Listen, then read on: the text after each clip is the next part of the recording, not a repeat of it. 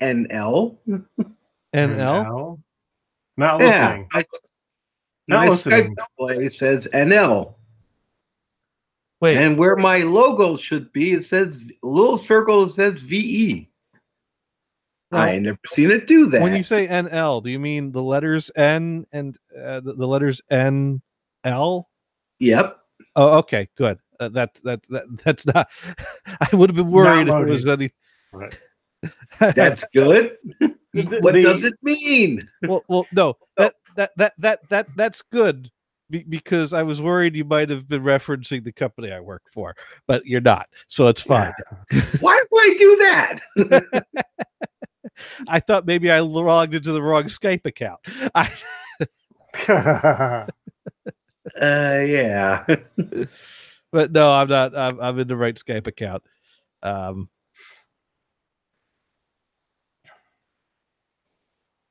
Okay, and we are almost live.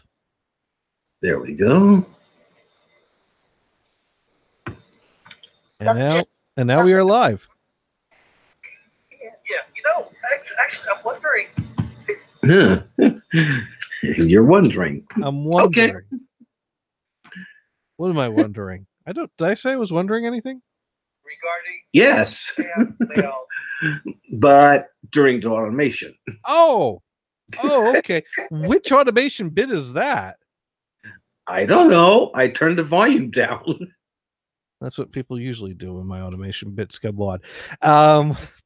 Well, no, so you wouldn't get the automation to the microphone. Well, maybe I want to listen to myself. No, anyways, we are here once again.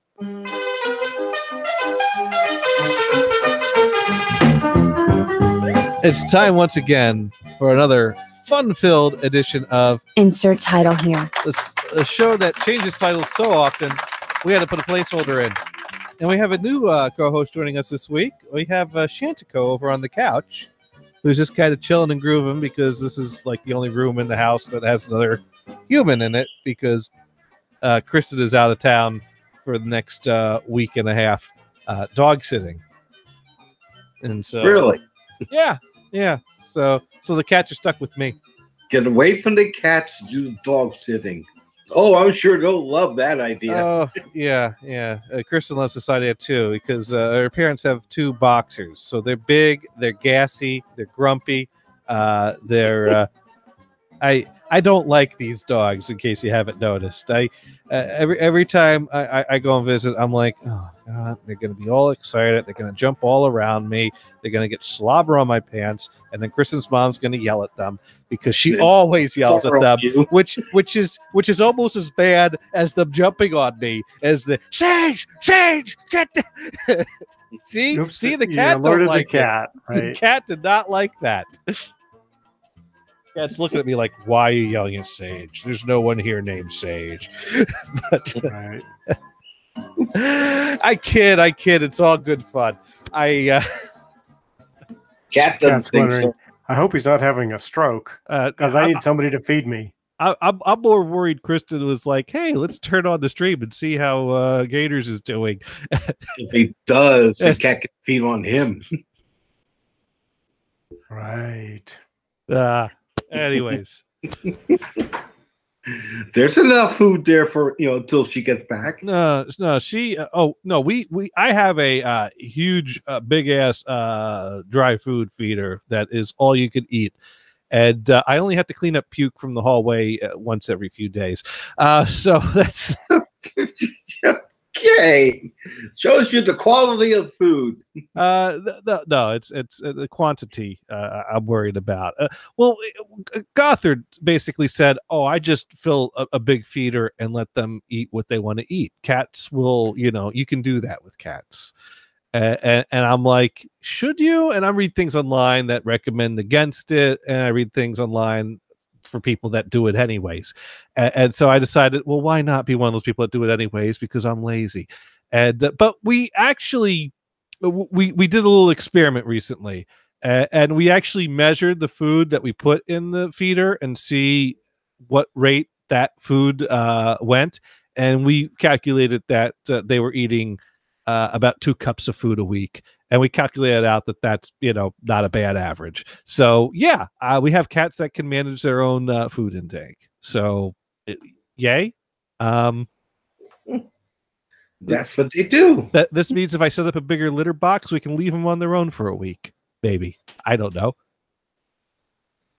Well, what some people have is they have this animal feeder where you can control it, and it has a little built-in camera. And so when you're away, you go in your iPhone app and your smartphone app, and you log into your device, and so you can see the animal there, and you can talk to it. It can see you on a little screen, and you can see it, kind of doing like FaceTime with your critter, and then pop the button, and it gives the little treats.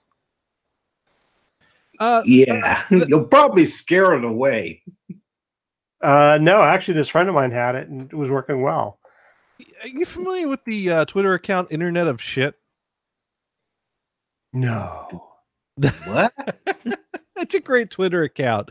The point being that, it's like, why didn't I look that up before? I knew that would have been a thing. Yeah, Internet of Shit is a great Twitter account. For example, someone is trying to someone ran out to the car to go get a cup of coffee, as people often do. And instead they were greeted with a screen that said, please keep your ignition on for up to 15 to 20 minutes. Do not run engine in an enclosed area. Position the vehicle outdoors if the vehicle is running. If you must turn off your vehicle in the next 15 to 20, the software update will restart from the beginning. Software update installing. You may turn off your vehicle and exit during the installation. It may take up to 50 minutes. The system will shut down automatically upon completion. Backup camera, radio, 911, and several driving assistant features will be unavailable during the update. And the caption, the tweet to these pictures is, OMG, I just wanted to grab a cup of coffee. So, yeah. The point being that, just because we can do these things with our technology doesn't mean we should. Big old bin with a big old hopper with a food dish at the bottom of it that gravity pulls the food down into the bin. Pets can eat for weeks. Something that you dispense food from that relies on power to the house and Wi-Fi to the house and everything. Yeah, that's cool. You can see the camera. Yeah, that's cool. You can interact with your pet. Yeah, the power goes out. You're getting in your car and driving across a few state lines so that you can get them their food. You'll come back to two skeletons. I mean, what do you want to rely on? The laws of gravity or Wi-Fi working in your house? Which one do you think is going to fail first?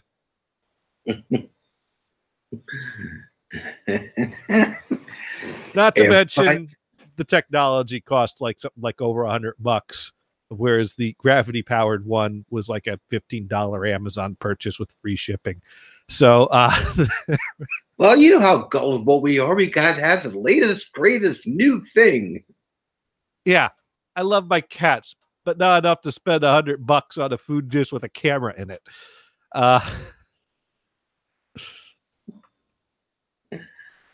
Well, the flip side is that you're familiar with the Nest thermometer or thermostat for your house. Oh yeah, those are great. You wake up and the house is freezing because the Wi-Fi's out.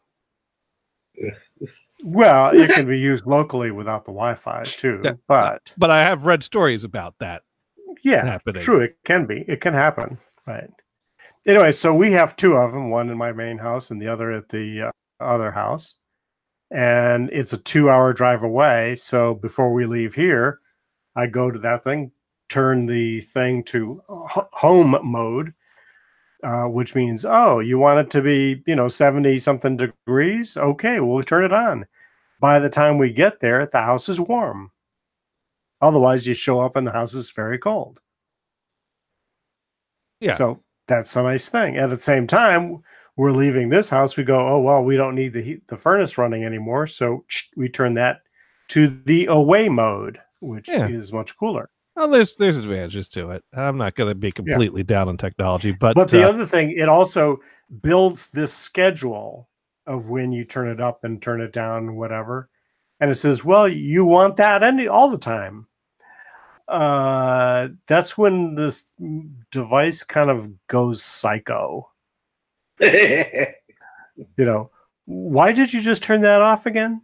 That's kind of like the movie Click. Yeah, you see the movie Click? No, I don't think so. It's Nope. about it's an Adam Sandler movie where he gets a universal remote control that can control his universe, and it had the option to fast forward through things if he wanted to like get past something that was boring, and it would basically put him in kind of a mindless zombie automatic mode, which was often based on past decisions, and so. But then it also started to remember your preferences. So, for example, one time, I guess he really needed to get to work, so he fast forwarded through sex, which left him okay and his wife not very satisfied.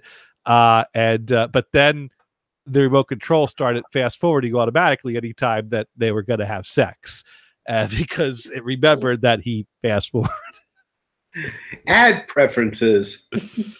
Yeah, it kind of went rogue. And next thing you know, and then he fast forwarded it through a cold. And so anytime he gets sick, it start fast forwarding. So anytime something would happen, like all of a sudden, like, fast forward 10 years. And it's like, what the hell happened?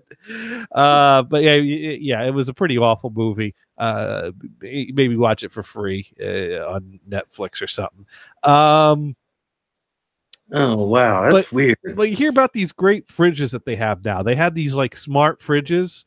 Because refrigerators were just too dumb that we needed to make them smart, and so like here's a picture of a smart fridge here made by Samsung, and you see it's got like a screen on here. I think I've seen a picture of one of these once with porn displayed on them in the middle of a floor showroom of a store. But the great thing about it is that.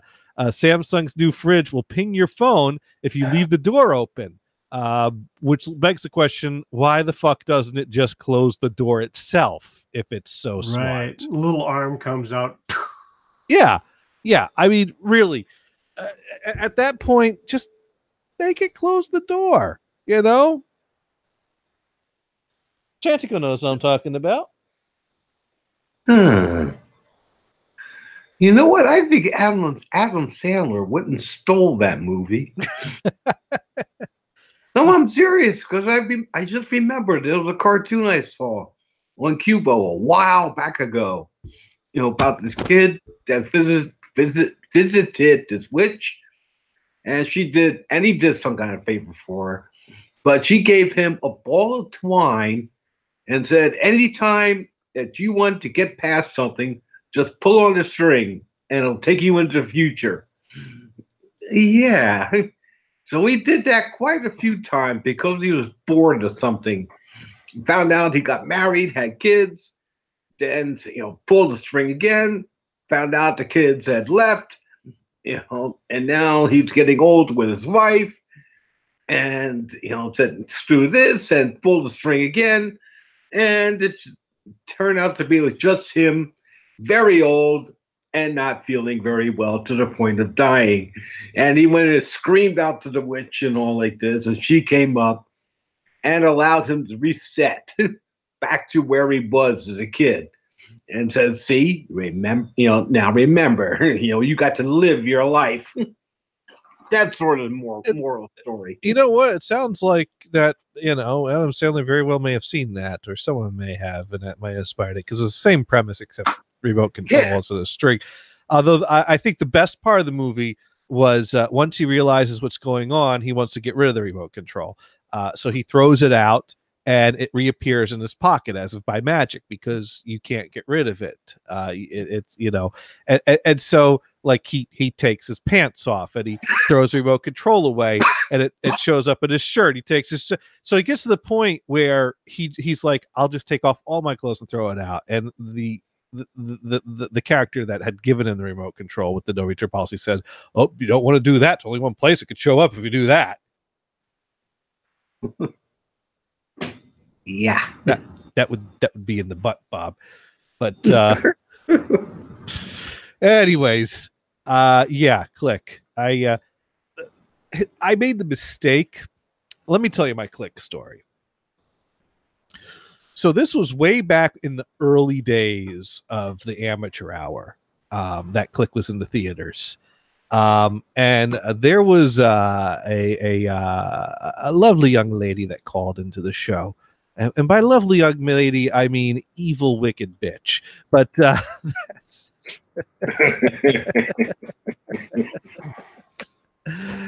yeah. Let's see if I can find any audio of her. Hey, is this Lisa? Yeah, what's up? Hey, how's it going? Nothing. I knew you were going to call me. Yes. So yeah, she was calling the show. I was calling her back, and it led to phone calls taking place outside of the show. And I thought it meant someone else. No. She was. So that was Lisa, and I got to date the popular girl in high school. I was in my mid-20s at the time, and we never actually met in person, but we talked a lot. You dated her, but you never met in person. Well, we were going to, but then she stood me up. I mean, on the one hand, it might be a little bit naive for me to suggest that we were dating or anything like that. But on the other hand, we spent many, many hours every day for a number of weeks just talking to each other on the phone about anything and everything. And so, there was a meaningful friendship there at the time, even if it was temporary and something that we would both go on to dismiss. But she made a decision to break up with her current high school boyfriend to call me her boyfriend, which, being that she is the popular chick in high school and probably had another boyfriend every few weeks, meant very little in the grand scheme of things. But I went along with it, and I thought, hey, who knows how, for all I know, this can pan out. We keep talking. She goes to college, wherever I visit her. As 10 years go by, our age difference isn't as big. Who cares, anyways? We get along. I thought she was kind of a sweetheart. I knew that she kind of had this kind of a spoiled daddy's girl type of thing going on there, but she couldn't help that. Analysis. I got to know this genuine, really nice person. She also had a lack of caring side to her that came out more later. And so after a few weeks to a month of this, phone calls, all this, and us, being an item. She was like, "Oh my God, this guy Ben keeps hitting on me. Oh my God, Ben wants to go out with me." I'm like, "Yeah, well, that's too bad for Ben." Yeah. Well, after about a week of hearing about, "Oh my God, Ben said this. Oh my God, Ben, he wants to get his back pierced with studs that say devil worshiper." I'm not making that part up. Oh my God. She might have been making that part up, but I'm not making that part up. So one day it was through Instant Messenger, not even on the phone. Like, "Oh my God, I think I want to date Ben." And I'm like, "Well, you're kind of going out with me, and does that mean anything to you?" "Well, no, I just want to go out with him for a little bit, I'll just do that. It's not going to last forever, and we'll get back together again after, that." And I'm like, well, I'm like, what's the point of going out with him if you're going to break up with him and come back to me? I mean, if you really mean that, if you really want to be with me, then be with me, Oh my God, no, you don't understand. So this is how I was dumped by Lisa. Okay. She liked the bad boys. And I'm like, well, let's see how this pans out, because she would still call me all the time on the phone because there were times where Ben didn't answer. And, and so we still talked a lot. And so, I after a few weeks go on, I try to get back together with her, you know, because well then, oh my God, Ben did this and Ben said that, and oh my God, now he's in prison, and no, I think someone ended up in prison, but then I think like she ended up cheating on Ben with his friend, but it was like to get back at him, and I was like, well, why get back at him cheating on him with his friend? I mean, why don't you just get back at him by getting back together with me? Yeah, it's. And at some point, I don't know. Get it. At some point, I reached a point in this thing where I was not doing well, and I was just. It was one of the few times that I was unable to get to sleep because I had some kind of horrible anxiety come over me. Like I thought this meant something, and all of a sudden my world was crushed because it turned out it meant nothing.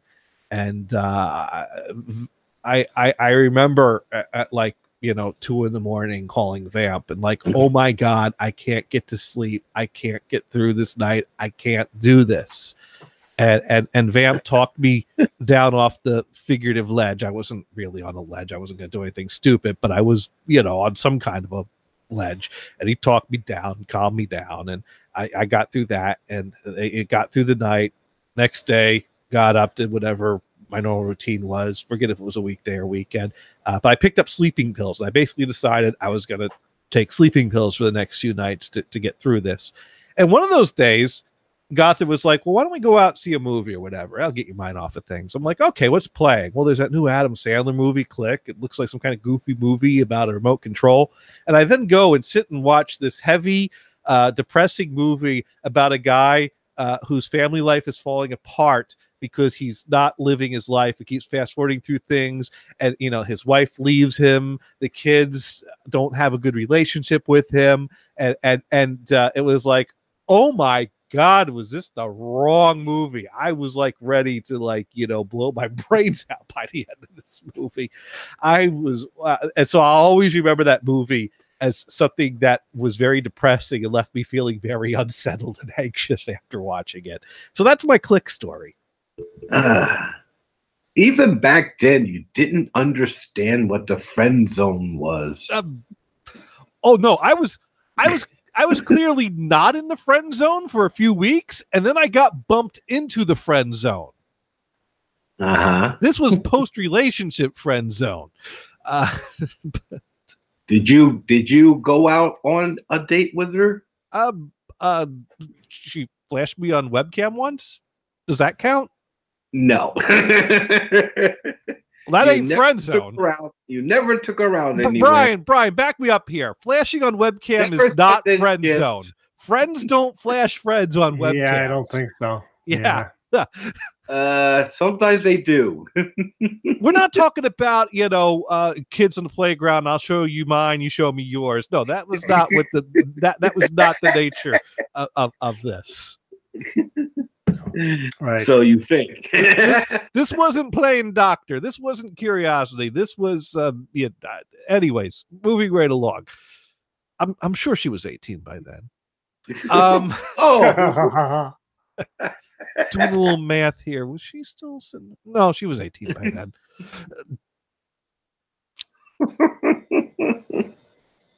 There's no records tracking that, right? Just checking your internet here. Okay, let's see. Where were you at the time? He's starting to sound like this dude I know by name of Turbo. Oh my God. If some girl holds his hand, even for a second, oh, she wants to marry me. Oh boy. Yeah, that type of person. At least I wasn't that bad. Close. I didn't have no ring on her finger. Well, you never met her. Well, wait a minute. I think I might have sent her a Cracker Jack ring. That was a joke that we had, though. Right. we had this little joke like, yeah, I'll get you a Cracker Jack ring. I don't know how it came up, but it wasn't like a creepy like I'm gonna marry you and give you a Cracker Jack ring. No, It's just a hint. it was a joke between us. Like I said, we spent weeks talking about everything. There was nothing creepy about this friendship. It was a hint that was on your mind. No, it was a joke. I forget who. I don't know who even said what or start what, but somehow an inside joke became something about a Cracker Jack ring, and so I was like, well, I got to follow this joke through to completion and send her an actual Cracker Jack ring. So I went to the grocery store and I went to the snack aisle and I could not find any Cracker Jacks to try to get a Cracker Jack ring out of. And and then I started I think I went to 3 different grocery stores one weekend trying to find Cracker Jacks, and none of them had them. And so I went to Amazon to order Cracker Jacks, and you can only order them by a case of 10. And so I ordered a case of 10 Cracker Jacks, and they each came with a little slip of paper inside of it that unfolded with a little riddle. They don't put toys in the Cracker Jacks anymore. So I had to actually buy a eBay auction of vintage Cracker Jack toys that include a few rings to get a Cracker Jack ring. Ooh, did you get the That's the siren way to ring? do it. I mean, if they did have little toys in there still, you'd have to buy 50 boxes to find out, dang it, they don't make rings right now. well, they all had a little piece of paper in them. That's all they. Which is even less, right? And you know what? Cracker Jacks claims to have peanuts in them. I don't think I found a single peanut in any of those. Yeah, they're not defective box. They're skimping on the peanuts in the Cracker Jacks. Yeah, the ones I got did. Yeah, they're skimping now. Yeah, like I said, did you get the siren ring? Were they have any available? Yeah, it was just a cheap plastic ring. I actually got like a few of them. Aww. There was an But eBay then- auction lot of like 3 or 4 rings, and I think I gave one of them to Kristen when we started dating. But then that was a pretty old device. They were cool though. A metal ring, you put it on your finger, and you can blow into it, and it makes a siren. Yay! No, I didn't have one of those. Oh, a bunch of us kids were running around the neighborhood with these things. They were really popular. Yeah. So Now all you get is just a card. yeah, just a little piece of paper with some kind of a limerick or something. I don't even remember. It was just a slip up. Whatever it is, it's paper. It's paper-based prizes now in the Cracker Jacks, or at least it was 5 to 10 years ago. So by now, I think they give you an extra piece of Cracker Jack as your prize in the pack of Cracker Jacks. Is it made of plastic? Yes, it is. It looks just like the others. So when you get that one and get, it's like, oh, there's the prize. So I'm trying to figure out how to make a virtual Mac on my computer, and I'm not having much luck. Virtual Mac? Yeah, I need, because there's this piece of software that will do a software-based decoding of a quadraphonic record, and in theory do a better job than the old vintage hardware did of decoding the stuff. But they only make their software for Mac. And I'm like very serious about buying the software and using it. And so I've read articles about building a Mac virtual machine on VirtualBox. And I followed these instructions and they've not worked. And then I did some more searching, and there's some talk about Mac OS not easily being compatible with an AMD processor. So I think the guides I'm reading are meant to be done on an Intel processor based PC. So yeah, I'm really not having much luck. So then I posted I found a website that's based on installing Mac OS on AMD laptops. It's amd/osx.com. And but they're not talking about virtual machines. They're talking about, you got an AMD processor machine, let's install Mac OS on it. kind of Hackintosh type of stuff with AMD processors, and that can be problematic or hit and miss. And so I posted a thread on there. Please help me set up a Mac VM. And I kind of said, well, I read some of these things, and I read this link on here, and I tried this, and I'm getting this error. Please help me with any suggestions you might have. And no one is responding to my forum thread. So I'm like stuck here. And it's like, why is it so hard to just get a virtual Mac OS machine? What are people that, use real computers supposed to do for Mac-based software? Buy a Mac. But that's they're overpriced, and I'm not going to, buy an overpriced machine for one piece of software. That's just not logical, makes no sense. Now,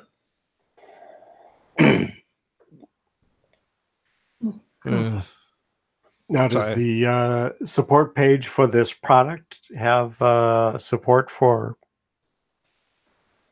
the Mac virtual environment? No, I don't know that they've ever played around with that. They're all Mac people, so setting up a virtual Mac on a PC would be a PC type of thing to do, and I don't think they're they're that type of crowd. Besides, they developed this. I'm lucky they developed this. Basically, these people put up a page saying, well, we did SQ and QS quadraphonic decoding. We could do CD4 decoding, but it would take a lot of time and effort to do. Let us know if you're interested. And I sent them emails. Oh my God, yes. Oh my God, you've got to do this. I would love this. This is great. And this basically inspired them to move forward. And I sent them some technical documents I had, and that inspired them to progress further. And then I told them about the, JVC CD450 demodulator and its noise cancellation features that it has. And the guy tracked down a schematic for that and studied it a bit and implemented some of the things like it for that into there. And so he's like, oh, this is great. You've inspired this. And I'm like, oh, this is great. I'm going to use this. Oh, great. This is the software for Mac. Oh. Well, I don't have a Mac. But I don't. Yeah. It's like, oh, you only do Mac. Kind of like that. Well, so try to get that Mac emulator or Mac virtual box running. At this late, and then you say, "Hey, here's a Mac virtual box." Yeah. Well, I just I found any guides I've tried don't work though. I'm running out of options. Now I do have a work issued MacBook, but that's. If I find a better job, I have to give that back unless I don't. But I think that I guess I could doctor the inventory and be like, oh no, I turned that in like a year ago. But that would be dishonest, and that'd be stealing, and that'd be wrong.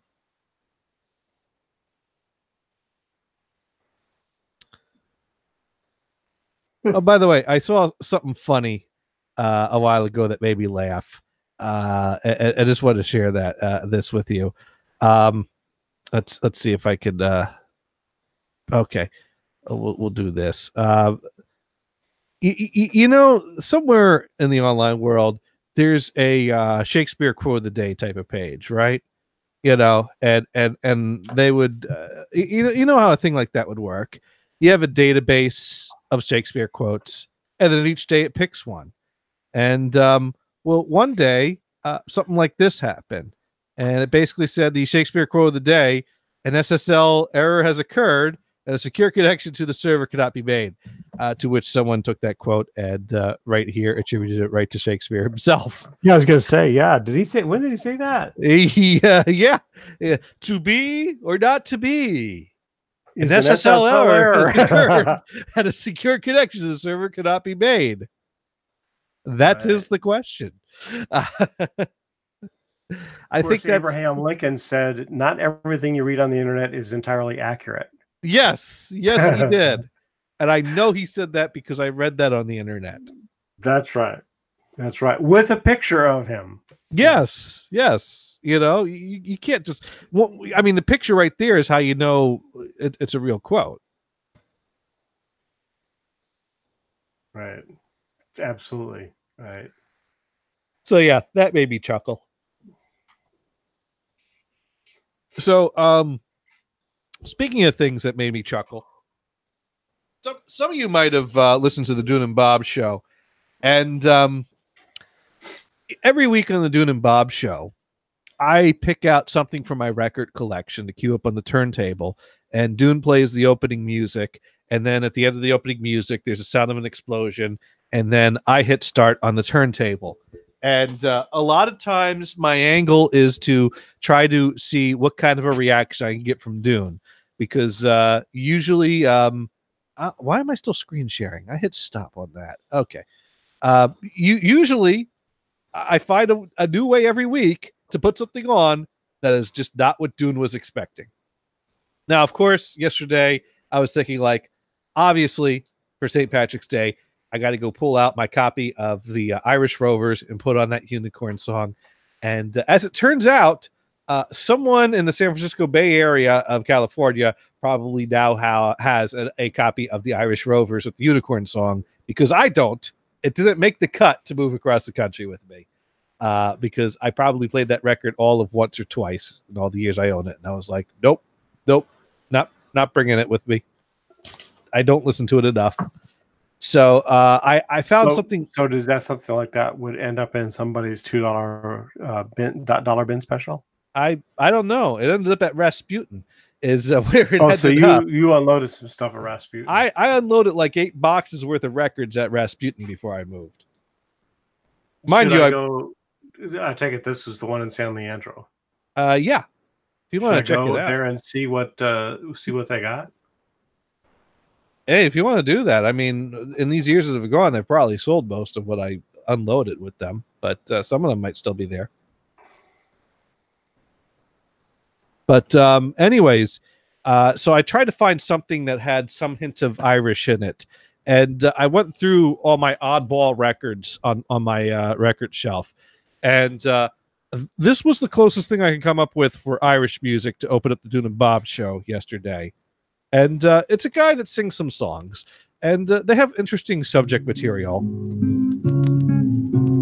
Ring dang do, now what is that? Round and soft like a pussy cat, round and soft and split in two, and that's what they call a ring dang do. So yeah, it's a ring dang do. I had a girl in New Orleans. She was young, just sweet 16. She was young and pretty too, and she had what they call a ring dang do. Now the ring dang do, pray what is that? Round and soft like a pussy cat, round and soft and split in two. That's what they call the ring. Right now, it's like, is this an innocent song or is this not an innocent song? It can go either way. Into her cellar, said I was a very fine feller, fed me wine and whiskey too, and she let me play with a ring dang do. Now the ring dang. Okay, it's looking more and more like this is what we think it is. And we got the refrain here again.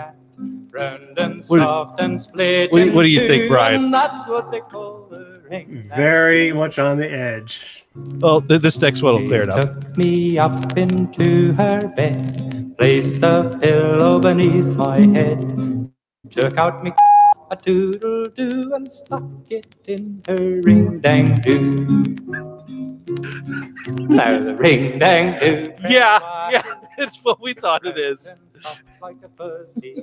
That's about as far as so there's a blues song, and you could look with this. You could just search YouTube. Yeah, Wang Dang Doodle. Wang Dang Doodle. Well, figure out what that is. We'll have to look that one up next. That requires no thought. Yeah, right. Here's the thing. That's as far as we got in the Dune and Bob show. This song ain't over yet. There's more to this story about the ring dang do.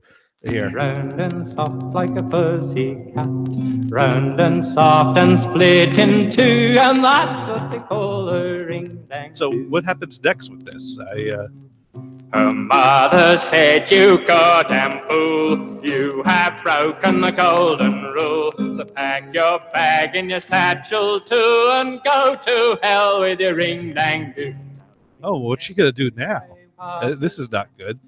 This story is taking a dark turn here. Round and soft and split in two, and that's what they call the ring. Well, here's where we go now. So she went to the city and became a whore. Hung this sign above her door: $1 each, the rest I'll do to take a crack at the ring dang do. Now the ring dang do. So yeah, this song just keeps getting better. Soft like a pussy cat, round and soft and split in two, and that's what they So call that's the the ring dang. that's the best thing I could find for St. Patrick's Day music right there. Perfect. Perfect. That's the Shed the green. yeah, that is the Mighty Absalom Sings Bathroom Ballads right there. Is Bathroom ballads. Bathroom Ballads. Yes. Yes. Yeah, there's some great songs on this record, as you can hear. I had a lot of great things to choose from. Like here's another one.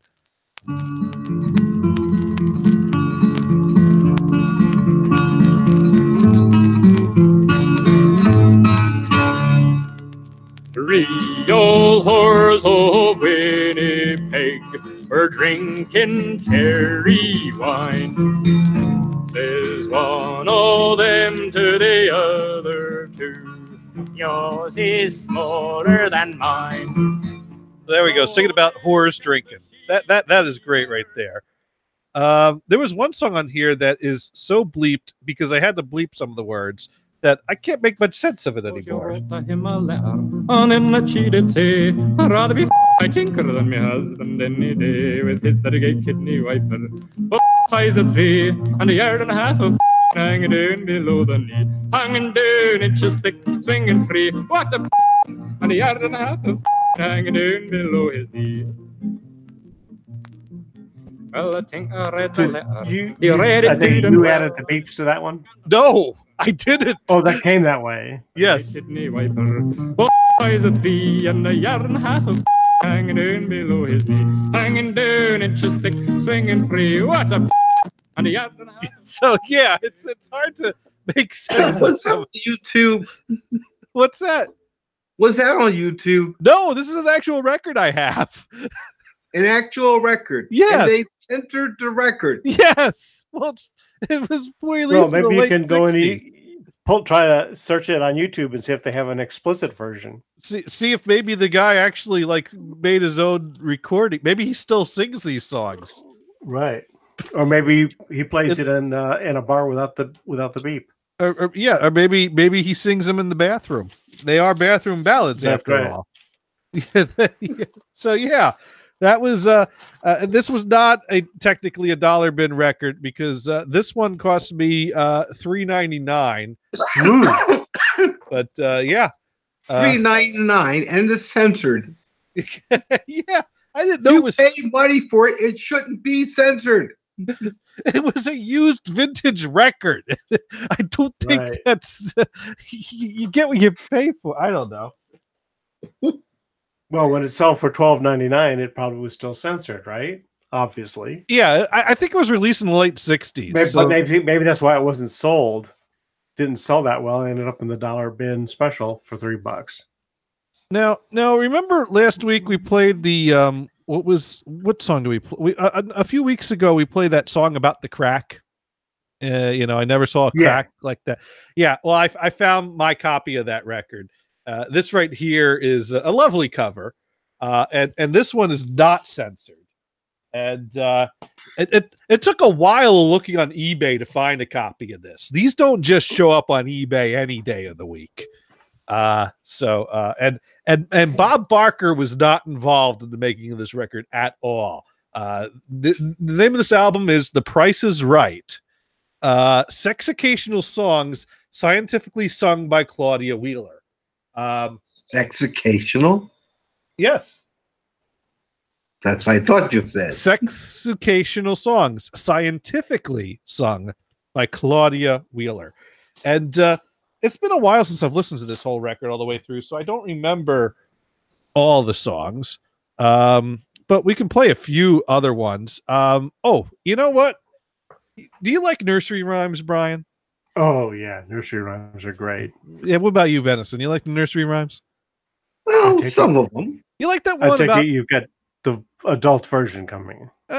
Kind of. You know, there's an old nursery rhyme about this boy who would like wear blue, and he would, play with his horn. And Little boy blue. little boy blue. Little boy blue, come blow your horn. Yeah. Well, Claudia has a slightly different version of that song. Yeah, I bet. She wants to help out a little bit.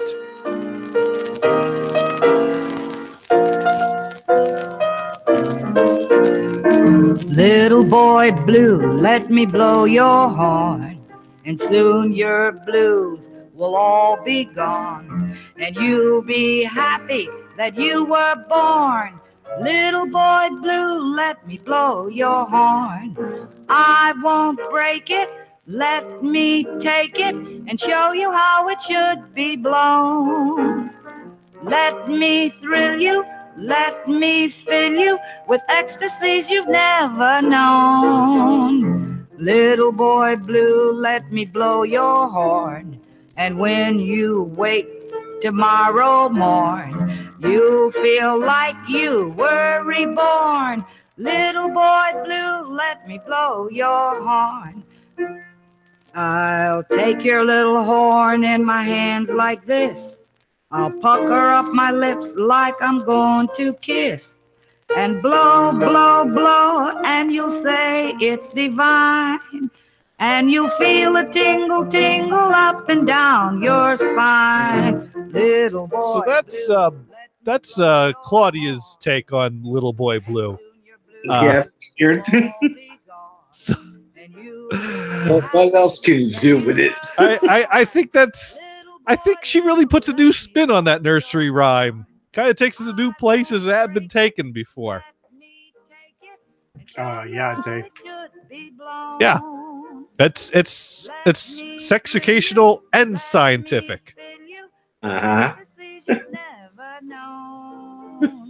I'm not sure about the scientific part, but okay. Well, there's biology, anatomy,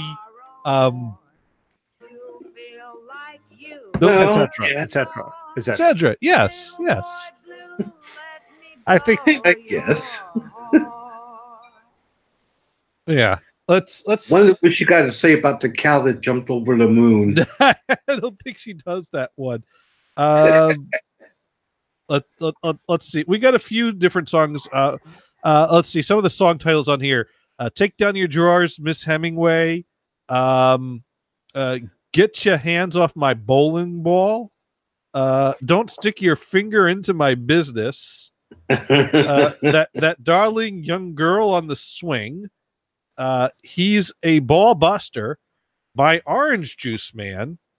Susie Q, G String, The Old Cat House, and They Call Me the Mink Girl. So those are some of the great songs that we have to choose from. What year is that from?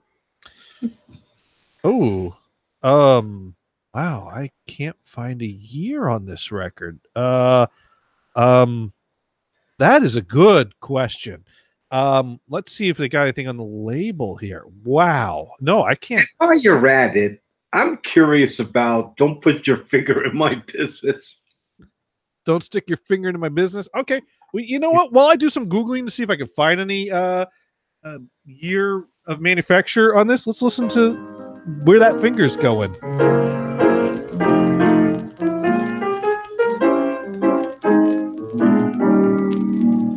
Don't stick your finger into my business, and I won't stick my nose in yours.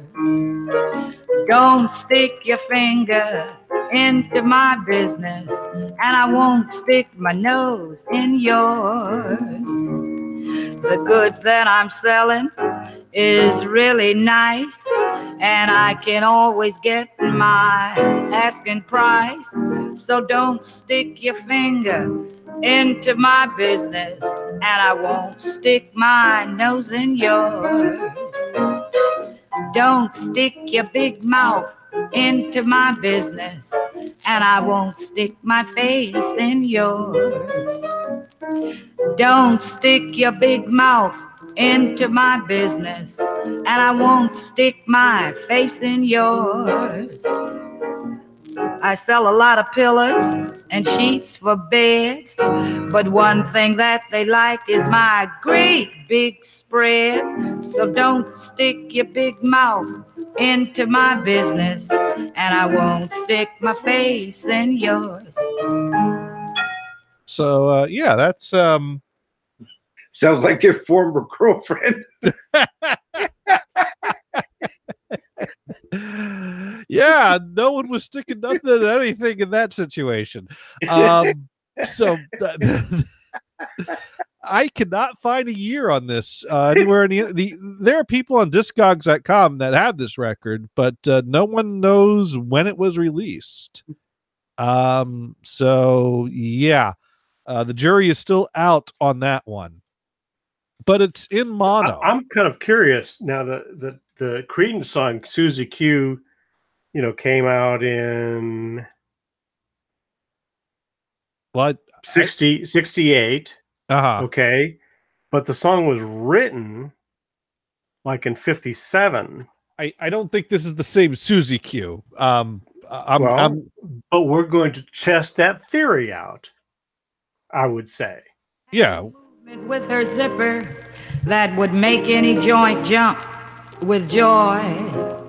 Why, the way those boys would whistle and their missile would unravel made you think that you were down in Cape Canaveral. As she'd glide along the runway, she could slide her zipper some way.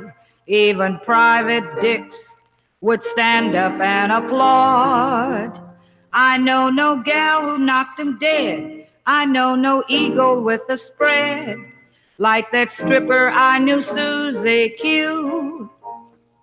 Susie Q, the stripper, had an educated zipper that would make any joint jump with joy. She would slide it just a little, then she'd slide it down the middle, and the sailor boys would holler, "Ship ahoy!" Though her movements all were tasteful, City Hall said it's disgraceful, so they filled the place full with their biggest dicks. I know no gal who could show less in such a moment of distress as that stripper I knew, Susie Q. So Same song. Yeah, pretty much. Yeah, no, you totally boom, boom, boom. The stripper Susie Q. Whoa, stripper Q. I don't know. Same difference. Yeah. Okay. So that's Claudia Wheeler with The Price is Right. A great classic album. Now, being that's mono, it's got to be at least as early as the 60s, possibly the 50s. Well, Cape Canaveral kind of puts it into the 60s. Okay. Because before the first space flights, I don't think people knew what Cape Canaveral was. Okay, that's a good catch. Now, of course, after the Kennedy assassination, they called it Cape Kennedy. So that could even narrow it down to early 60s. All right, yeah, early, yeah. Although okay. the That geography is still Cape Canaveral. I think early 60s makes sense for that style. Yeah. Oh, sure. So this is one of these records that I probably overpaid for. But in my defense, I bought this from a store that usually I brought a bunch of shit up and he'd throw out a price that was like way lower than what you charge, non-regulars. And it was always fair. So I probably didn't really pay the full $5 on the price tag. And this is one of these records, I don't think I've ever listened to it. And I only bought it for the cover. And so now we could all find out together just what in the heck is a romantic tuba. And this is the Romantic Tuba. Yeah. What do you think of those pants there, Brian? Awesome. Now, you've lived through a lot of decades, Brian. Have you ever lived through a decade where you would be caught alive wearing a pair of pants like that? I don't professional golfers wear that kind of stuff all the time? I know from my 30s till today. Pants. I know from my parents' college yearbook that my dad owns a pair of pants like these Sub wear. I've never seen them in person, but we never let him live down the pictures we found of him in them. So, did he have a tuba? No, that he did not have. He did not have a tuba. Okay. But what pants are you talking about? What kind of pants? Checked pants, like you'd see at the golf course. I'm sure you own a pair just like them, Venison. I could so see you wearing pants like these. Never. No, these are quite, baby. These were quite stylish in the 70s. And the 30s. You know, as they say, styles keep coming back. Right? So, you can get bell-bottom pants now because they're back. So as you can see, why? Who knows? This had a $5 price tag on it, and I was like, well, that cover is just too funny.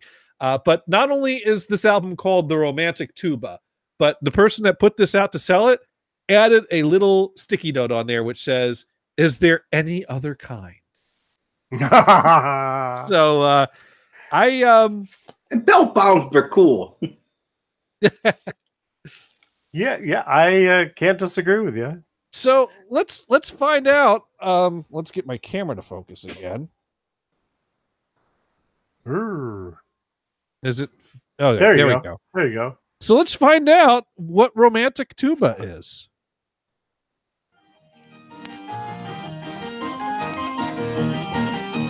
Well, we got some romantic harpsichord to start with.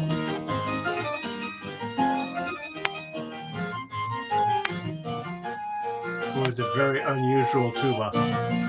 Well, I think this is going to be accompanying the tuba.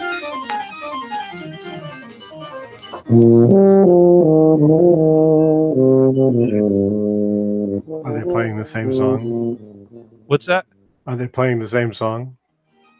I think so. Oh, okay, yeah. This is Bach. Is what this is. So it's basically a classical album of tuba solos with accompaniments. And the cover was the best part of this record. I think we could all agree. There's nothing romantic about this. I think you could pull this off, Edison. I think you can get down, get dirty. No. Yeah, I wouldn't call this romantic. I would call it Baroque. Right? yeah, because it's Baroque. Hey, people got down in the Baroque era too. Absolutely. That's why we're all here. Yes. This will make a humping dog stop and run away. I mean, do you think Bach wrote this to sound pretty? No, he wrote this to get some pussy. Yeah. I'm telling you. Sad. I think that's what Bach was all about. He was writing the tunes to get the pussy. But the ring dang do. I mean, that's right. We're calling it the ring dang do. Oh, the ring dang do. You don't think this is music for playing in the ring dang do? So okay, so that's I think we've heard enough of that one. Yes. Basically, it's a nice album cover that came with a free Frisbee. Is what that is right there. So yeah. Now, you would think that maybe I would have learned my lesson, and that would be the one and only album in my collection that I own only for the cover and not for the contents of the record. And you can't judge a record by its cover, and so far we're proving that. Yeah, yes. But for the purposes of science, I had to make the same mistake twice. And that is why I own this great record, which came from the same place for the same price. My Lord. Music for Your Plants. Oh, boy. Awesome. Oh, God. Sorry, mine is cartoon I saw. When he said, where this guy went there, put two plants up there. One with soft classical music. Plant turned out pretty wild. Turned out pretty cool. And the other one playing hardcore metal. The plant turned into a giant, jaw-filled, eating machine. Ah. So now apparently this is based on scientific research. It says so on the back cover. And That's right. Mythbusters covered it. Yeah. And so this is an album that you're supposed to play for your plants, and it helps your plants grow better. But it's worth it for the album cover because it actually has a quintet. Yeah. A little quintet there with flute and flute, oboe, bassoon, violin, and cello sat around a potted plant that they're all playing towards. And that is a beautiful, beautiful cover there. So what music do our plants want to hear? Because I'm thinking death metal. I think like Venison made the argument there. Death metal is definitely what plants want to be listening to. Yeah. But let's see if let's see what these scientists came up with. Yeah, if you want your plant to uproot itself, go walking around the room eating everything. And everybody. Well, of course, they would play Spring from Vivaldi of the Four Seasons because in the springtime, things are blooming, things are growing.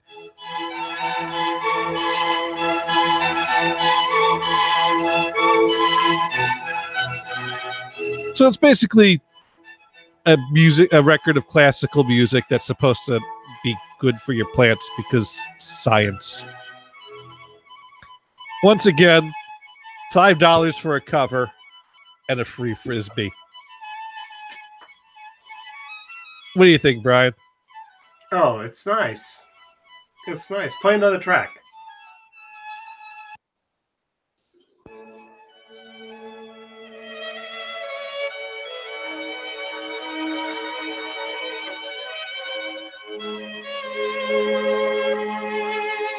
I guess plants like slow, mellow, classical music.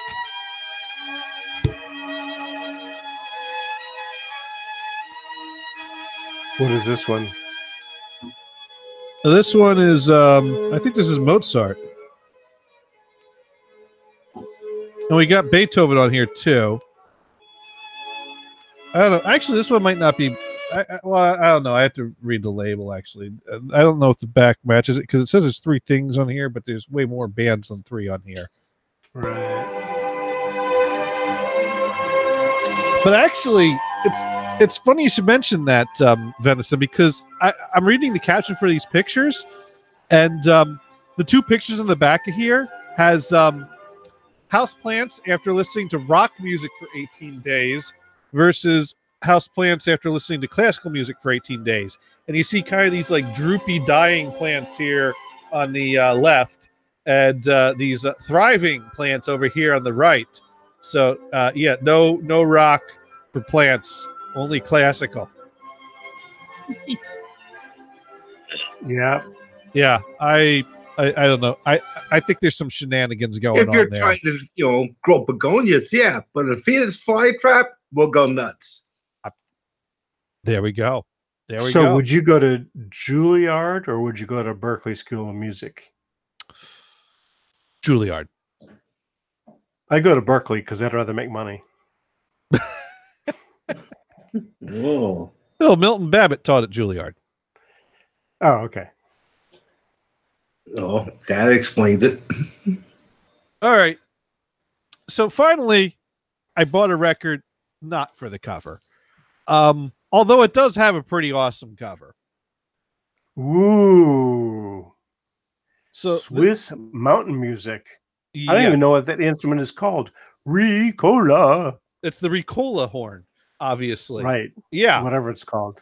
Now, any guesses why I would specifically go on eBay and seek out this specific album of Swiss mountain music? Because it's good. It's got a great cover and it's good. It's got a song on here that you have both heard many, many times played on TV. And we're going to bring it up.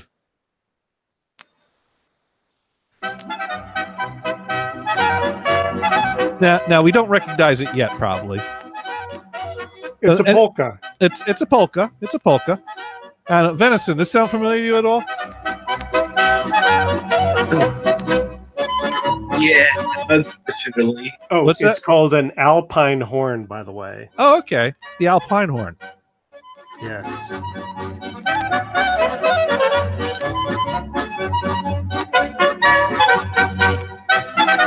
But no, there's a very specific reason I bought this record, because I knew it had this on it. Something that is everyone's favorite game show moment. And I'll put the appropriate picture up.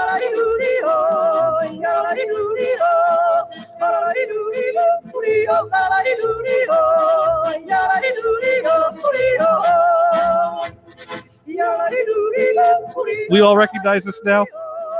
I don't. What have you last watched? The Price is Right.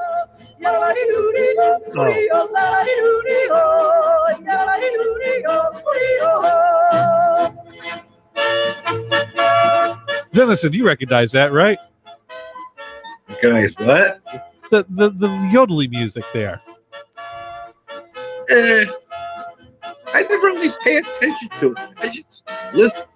Oh, you guys suck. That's the music that they play with the guy that climbs up to fall off the cliff on the cliffhanger pricing game on Price is Right. Brian, I don't know the segment because I rarely watch The Price is Right. Sorry. Same here. okay, I need someone that actually watches TV to call in and say, "Oh my God, that's awesome." Yeah, I watch TV just like that. You sit home without a job for enough days, you start watching The Price is Right every day. It just happens. Oh no, I got watch cartoons. Pickers. I got cartoon channels. No, it's great because you guess the price of an item, and for every dollar you're off, the mountain climber climbs up a step closer and closer to the cliff, while this happy little music plays in the background as he gets closer and closer to his death. It's great fun. Do I really have to pull up YouTube examples of this now? No. Hey, Venison, what do you think? No, right? No. Now, No. No. No. You need to. We need to demonstrate to you what the reference I'm making here is. Here we go. We'll just put a little clip of this up, and we'll even make it a modern one, so that you can see Drew Carey and all his screen share. Yeah, Screen share. I'm getting there. Okay. I'm sorry. It's wrong. All right, so we go through all these prizes that they have, and there's Cake. that, and there's that, and Chairs. there's furniture, and a stove.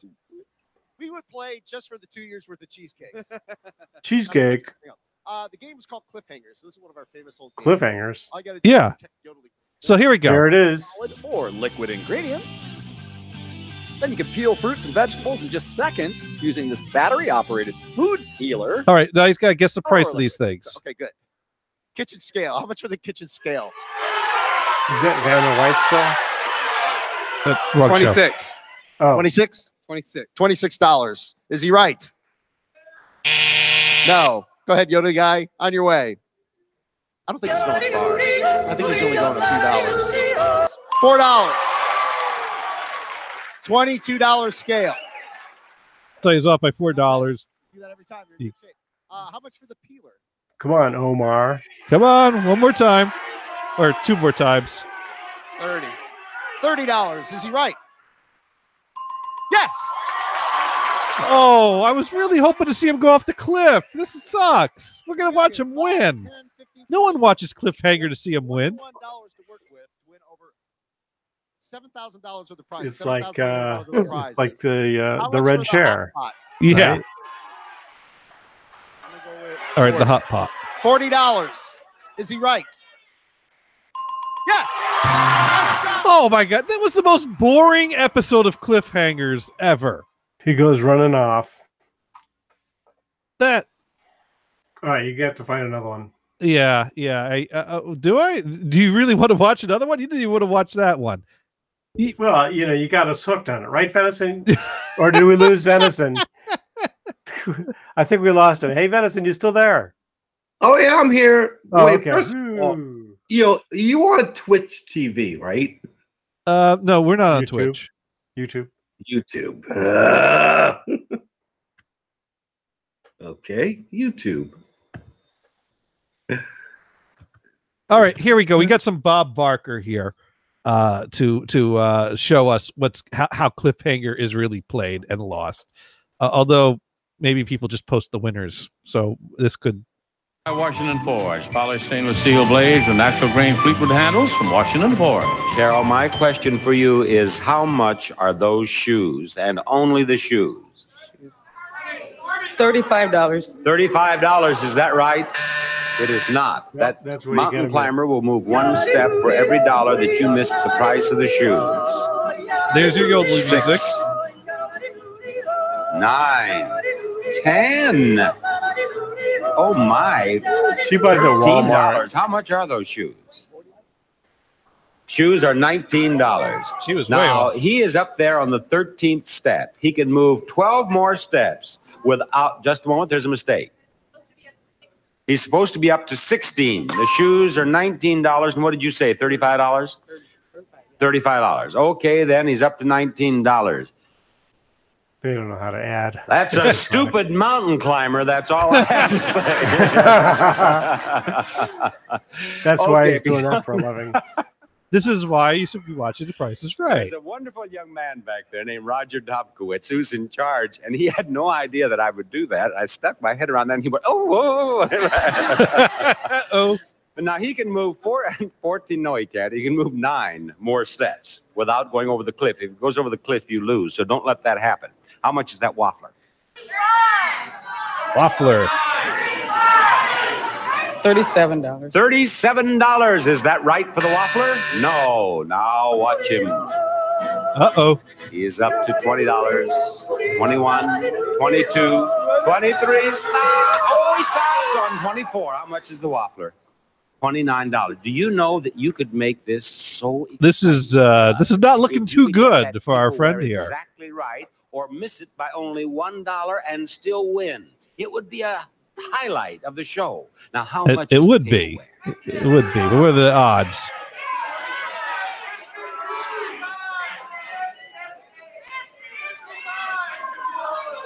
$61. $61. No. Uh-oh. Now watch him. Over he goes. How much is the tableware? Wait. How much? It's 62. Oh.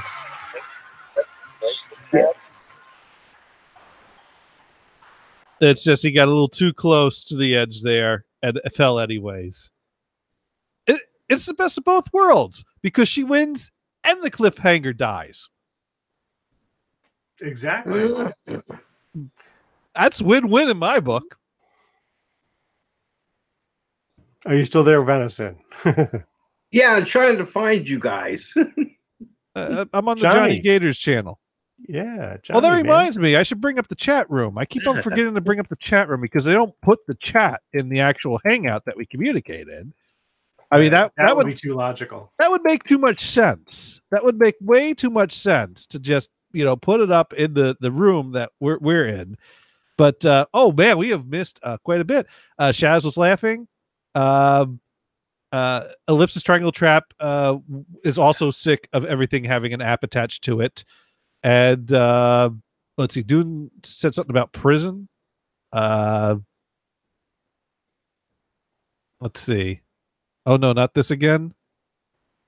Oh, I think when I was playing the record, the Mighty Absalon, they were like, not this again.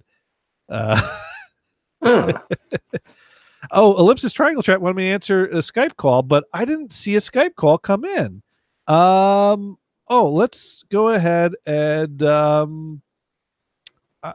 it showed up as a missed call, but it didn't ring. But I didn't see a Skype call come in. And Venison found our channel. Yeah. I'm trying to All right, mute it. Venison. There we go. So let's see if I can. Let's see. Now, why did that put Venison on hold?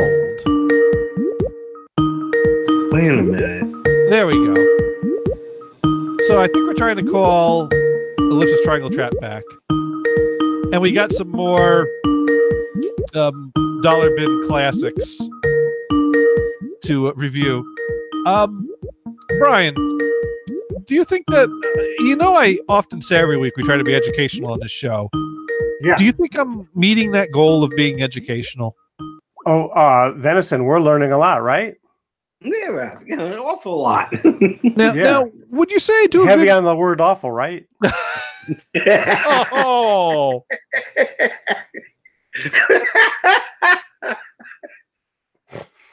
Good one. Well, I even just snorted. Yeah.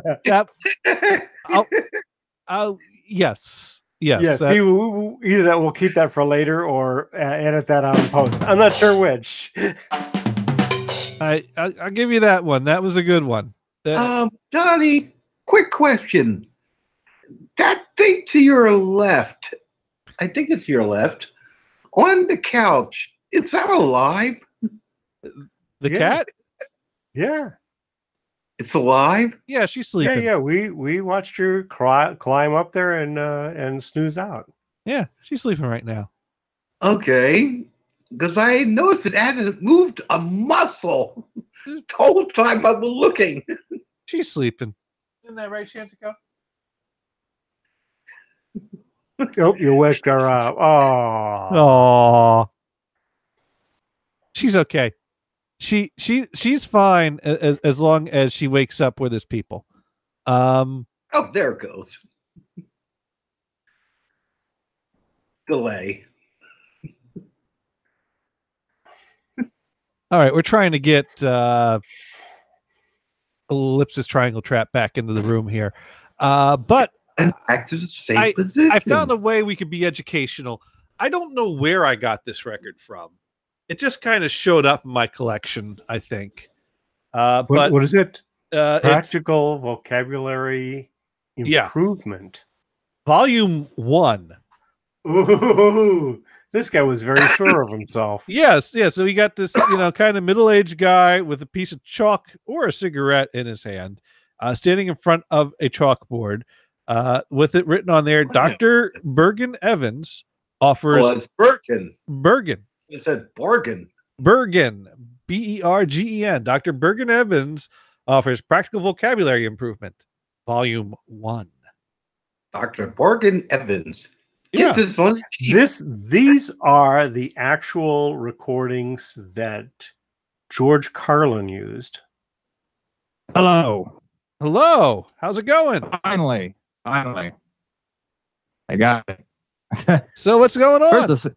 Yeah, it's going good. I'm the shape guy. Yes. The ellipsis, the triangle, and a trap, all in one. What shape are we today? I'm feeling kind of wavy right now, so I'm kind of organic shaped. So you're a shapeshifter then. Yeah, you could call me a shapeshifter. But yeah, this is the Skype call messed up at first because it went to my cell phone first. Ah, I see. Yeah. Skype has a way of doing things like that. It has all these convenient options that work exactly when you don't want them to. Yeah. So what you're saying is that let you talk to yourself. Oh, that'd be nice. Yeah. Your best friend, right? The wonders of technology can allow me to talk to myself, so I don't have to do it inside my own head anymore. Yeah. So what do you think of inside your head? It can all stay private and personal. No. I need the NSA in on this stuff. Yeah. But they probably got you wired already anyway, right? God. Okay. Oh, you either bore them to death or make them very horny. I do have to interrupt. I have to rewind a little bit because I'm reading over the chat room that I totally missed earlier. And I just figured out what chat alludes to here. And I just have to say, Dune, yes, talking. There are no quotes, just talking. Aha. There was no phone bone going on there, is what I'm getting at. Okay. There was some flashing on the webcam, but there was no phone bone. All right. Sorry to backtrack all the way back to earlier in the show there, but that's why you lost her. That's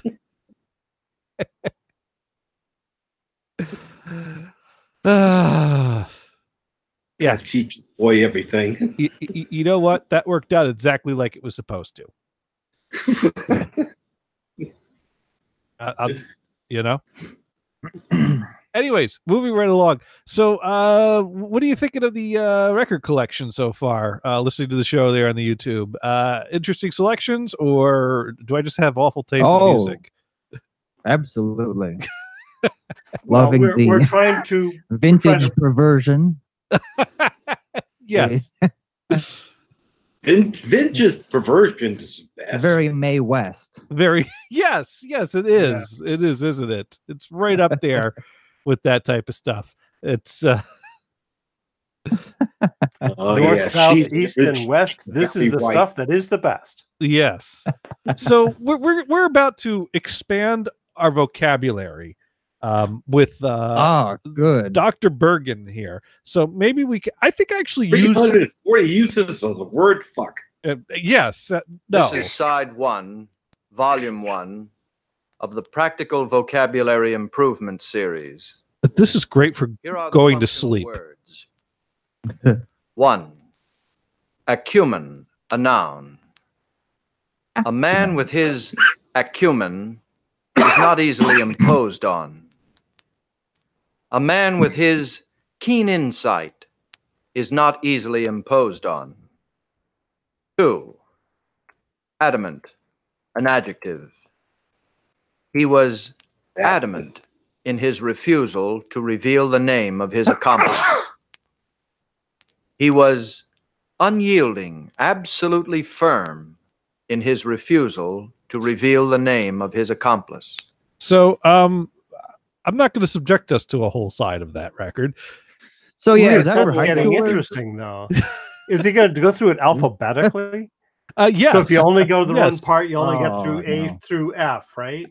Actually, that's the interesting thing. He makes a selection that goes across the alphabet. There are 50 words on side 1 that go from acumen to rye with the W. And side 2 goes from abject to vituperation. Oh wow! So you get so each side of a record gives you 50 words across the alphabet. So you can start from A all over again when you pick up volume 2. Now I did use this record once and only once. And here, I'll allow me to demonstrate. Way back in the day, we used to do these things called promos to promote our shows. And generally, they're supposed to be interesting and draw interest to the show and promote why you should listen to the show. I went with a different angle. The concept of a promo, yes. Right. The concept of my promo was more to promote why you probably shouldn't listen to my show. So, hey, this is Johnny Gators here, and I have a promo due tomorrow, or my ass gets banned. So, since I have no promo ideas, let's check out the latest in the world of dollar bin specials. Here we go. This is side 1, volume 1 of the Practical Vocabulary Improvement Series. Oh, something educational. That's good. Here are the functional words. Oh, good. Let's hear them. 1. Acumen. Acumen. A noun. Now. A man with his acumen is not easily imposed on. I see. Or cucumber. A man with his keen insight is not easily imposed on. Okay, so I suppose a man with his acumen will listen to Suburban Homeboys. See what else we got here. 2. 2. Adamant. Adamant. An adjective. Adjective. Okay. He was adamant in his refusal to reveal the name of his accomplice. Yes, I see it. He was unyielding, Unyielding. absolutely firm Absolutely in firm. his refusal to reveal the name of his accomplice. Okay. He was adamant in his refusal to miss an episode of Suburban Homeboys. These are fun. Let's try one more of these. 3. 3. Antipathy. Antipathy. A noun. A noun. Antipathetic. An adjective. Uh-huh. My antipathy for communism was no secret. Oh, dear. My dislike of, hatred for, aversion to good. communism That's good. was no secret. That would be no secret. My antipathy of ADHD radio was no secret. Well, anyways, there you have it. So for more educational moments in expanding your vocabulary, be sure to check out the Suburban Homeboys right here on NHB Radio on Wednesdays, 8 p.m. Eastern Standard Time, 5 p.m. Pacific. Oh, also, Sundays, 6 to 8 Eastern, Dune and Bob Show with Dune and Gators or Damon and Gators. NHB Management, please count this as Dune's promo and don't ban him. Thank you. Are you actually doing a promo during working hours? No, I did that from my desk at home. That was one of those times where it was like everyone needs to submit a promo by this date or else you get banned. And that was me running that promo, recording it, and submitting it in 5 minutes before the deadline. So that was that right there, and I pulled into favor for Dune. So I think that worked. And he owes you big time. Both of you lost half of your listeners.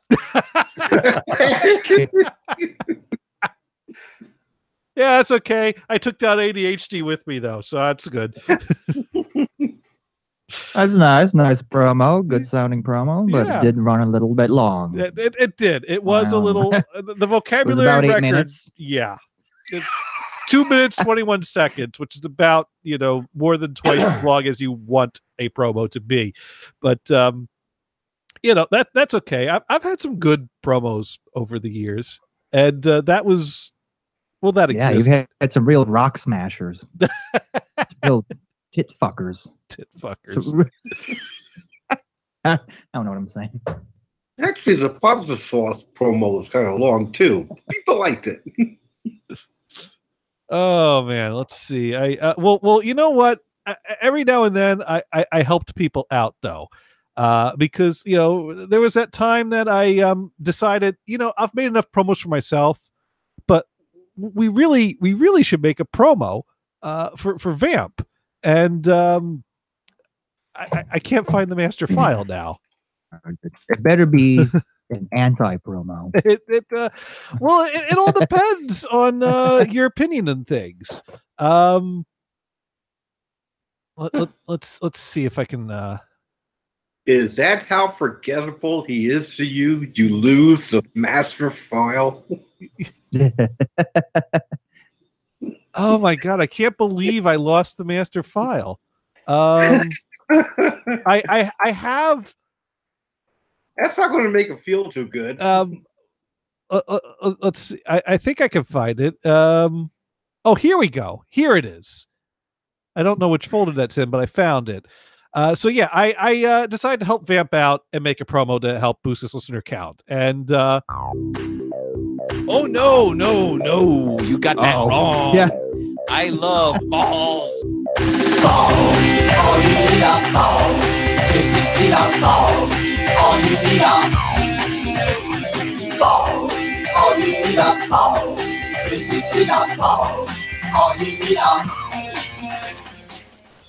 Be sure to tune into ADHD Radio, Tuesdays, 6 to 8 p.m. Eastern Standard Time, the most motherfucking addicting show on the No Holds Barred Radio Network. So, I just wanted to let people know what the show was all about. Yeah, I remember that promo. It's a show about balls. but for some reason I keep forgetting to tune in. Even though it was right after my show. There's just something about Tuesday nights. I just don't remember to tune into anything. Well, you probably already have all the balls you need without tuning into Vamp. No comment. Well, it's like Mr. Wizard used to always say. You're very good at That's dropping what I was balls. doing afterwards. You're very good at dropping balls.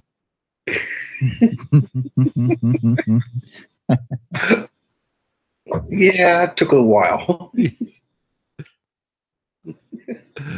Anyways. That was modifying. So that is basically the bulk of what I found. Because really, this is like, I went through the oddball section to find something Irish. And that was all the stuff I was like, oh my God, I don't think I ever played half of these things. And so maybe we need to do a worst of dollar bin specials episode. And unfortunately, Brian has stepped away from his computer to go practice his new vocabulary and talk about his acumen and how adamant he is about his acumen. And so I think we've succeeded. Oh, God. We scared him off with all the ball talk. It was all the ball Damn it. talk. Damn it. Brian went out in search of balls, is what happened. That's right. Did you find That's the right. balls? Yeah. Yes. Did you get your cat neutered? Well, the cat's a female, so. Oh, okay. Yeah, and it seems like every time you said balls, she opened her eyes. Oh, Brian did find a ball. Brian is playing with his balls on cam right now. Excellent. I have one more record to share because, after all, I did title this week's show "The Worst of the Dollar Bin." Now, and Shaz has that same ball, Brian. Cool. Excellent. So I said this was the worst of the dollar bin, but do you really feel like you've heard the worst of the dollar bin here tonight? I don't think I have. Oh, sure we have. No, I don't think this is quite. You know what? Okay. No. The other stuff was kind of funny. Yeah. So I think we have to break something out that really But drives is home. there a good picture to go with it?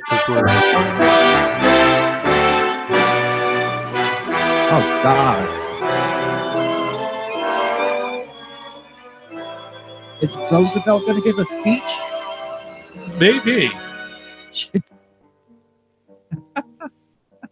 Every time I look down on this timeless town, whether blue or gray be her skies, whether loud be her chant, Oh, this is one of those songs that has a monologue to introduce or it. soft be her tears. Is there a picture along with the More and cover of the- more do I realize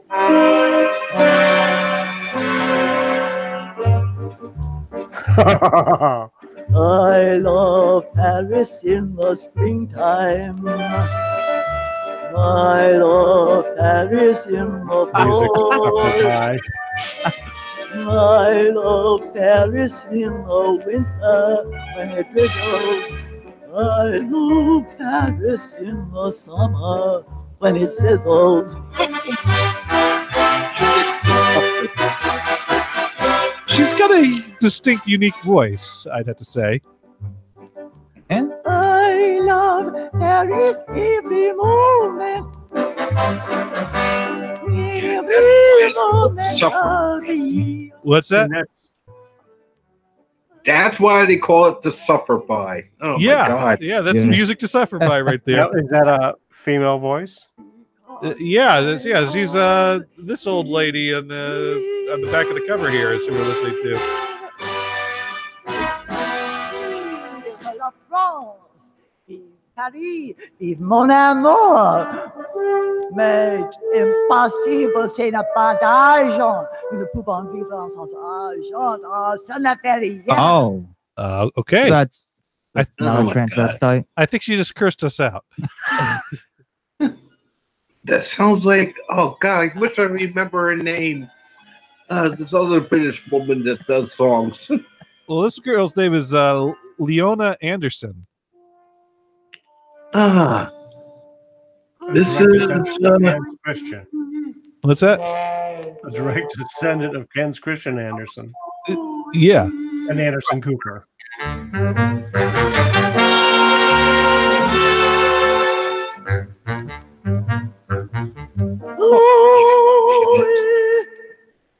Oh, I can't. What? My MP3 directory. That's an excellent song.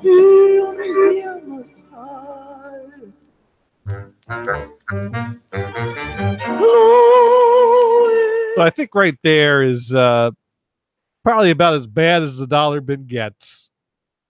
It's awesome.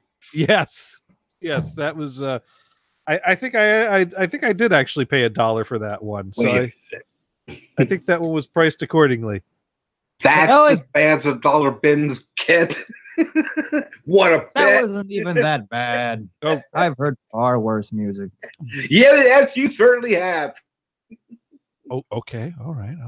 You want me to You gotta try harder, Gators. You gotta try harder to impress this foul music ingesting fiend. You all ever heard of a rock dude by the name of Lou Reed? Yeah. Oh, yeah. Oh, yeah. Metal Music Machine? You're gonna suggest that? I actually like that. It's not a bad record. No, I'm right with you on that. It's weird. Do you know he put out a quadraphonic mix of it? Oh God! It gets. Did not know that, but yeah. Not only that, cool. but at some point in the early 2000, in 2007, there was a chamber group that put out an instrumental, a performed version of Metal Machine music. Really? What?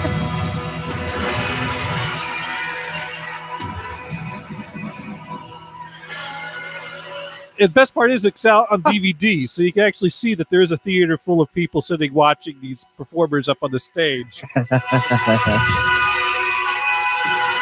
And it actually sounds like Metal Machine music.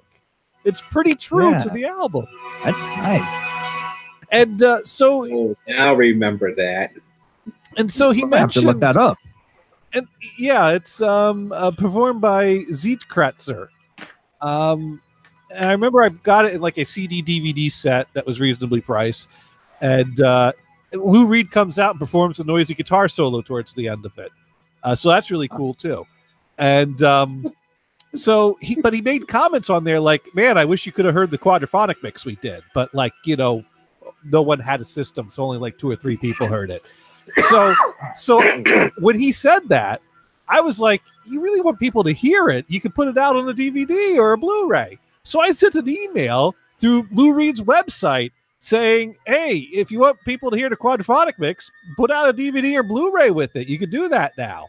And I got an email back from his manager named Tom Sarig, who said, hey, give me a call with his phone number. And that's how I ended up being in contact with Lou Reed's people.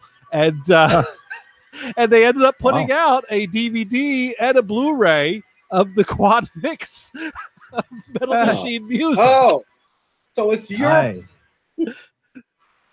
you're the reason that happened. Yeah. It got reissued. Because that stuff showed up in a dollar bin special. You ought to be ashamed of yourself. Hey, I got it back in print. You're welcome. It was great. You could buy them right through his website, and they sold out. They sold out of the Blu-rays.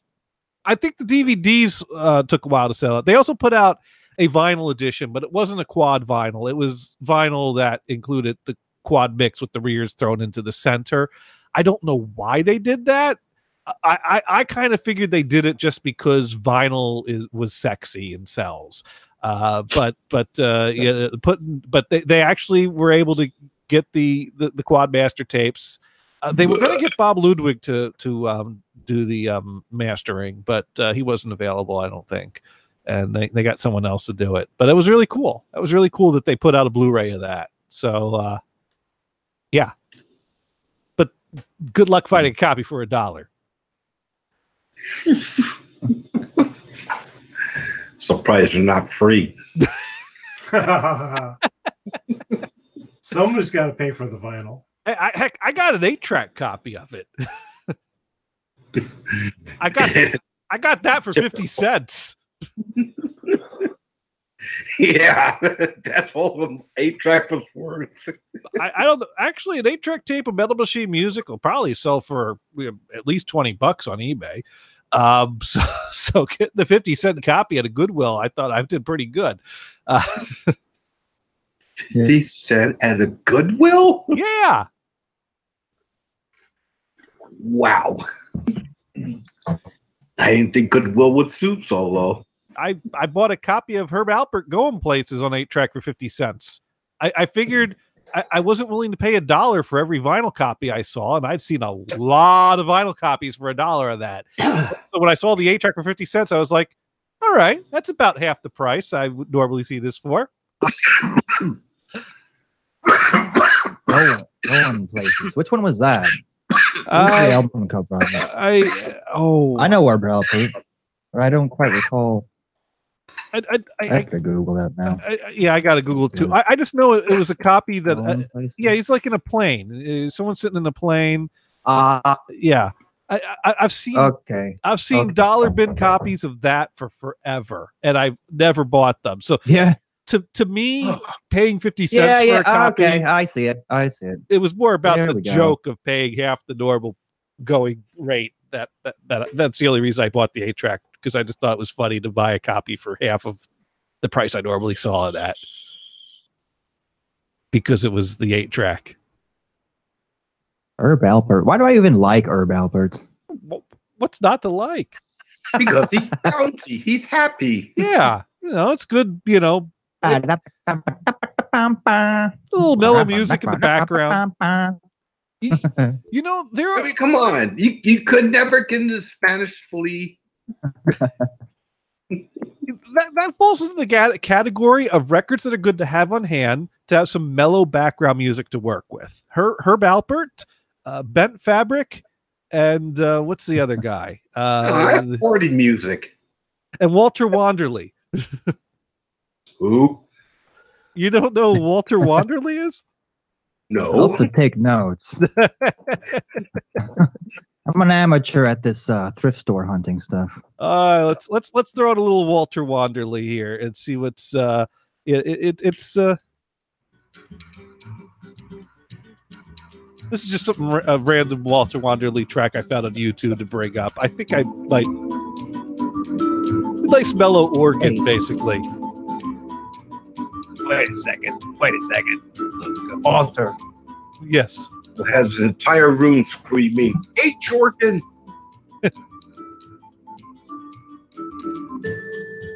But yeah, this is great music. Samba?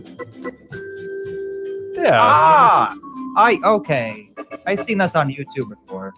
Walter Wanderley Rainforest I saw on YouTube. Oh yeah, I have that. Yeah, you can find copies of that album for $1, probably pretty easily.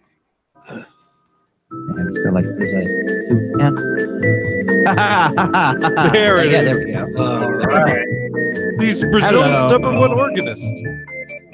Yeah. What's the name of that track? I don't know the name of the track. Vader. Summer Samba is the name of this track. Oh, sure. Okay. But yeah, perfect Vader music. But Walter Wanderley, Herb Alpert, and then of course Bent Fabric are great background tracks, background music type of tracks. Oh, you call it elevator music? It is excellent music. It is beautiful. Yes, but elevator music just a good venue. There we go. There we got some Bent Fabric now. Is that Bent Fabric with Yoko Ono? No Yoko Ono. Yoko Ono is not good background music. And I take it Herbie Hancock is not on that. No, I don't think so. But anytime I find like Bent Fabric or Walter Wanderley or Herb Albert for $1, you can't go wrong for $1 for a little bit of, pleasant background tunes. Herb Albert, yes. The other guy, no. No, you want to pay $1 for this? No.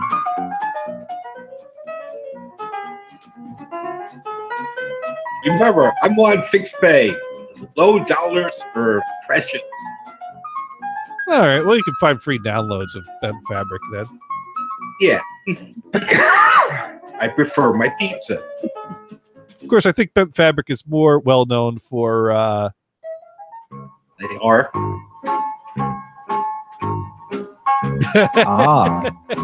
Wait a minute. These aren't the original artists of this, are they? I'm pretty sure Bent Fabric, but I don't know if he's original, but he's quite well known for doing this. This might be the original.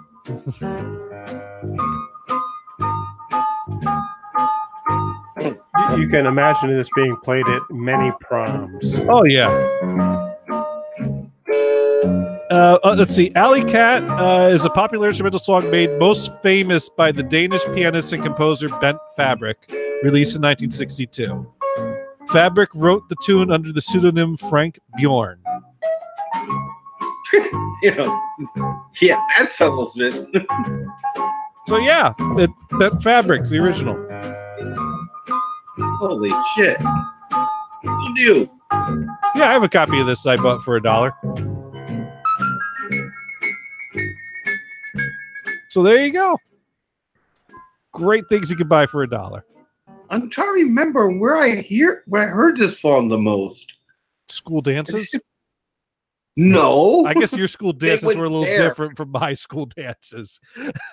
Yeah, maybe your school dances, but not mine. Yeah, well, keep in mind, I went to a Catholic school. We had to keep things tame on the dance floor. So the Alley Cat it was. This was discipline this, into suppression. Now we just need some Baby Elephant Walk and my night will be complete. Oh, of course. Can't go wrong with Little Mancini, especially if it's in quad. Yeah, Baby Alvin Walk. That one I kind of liked.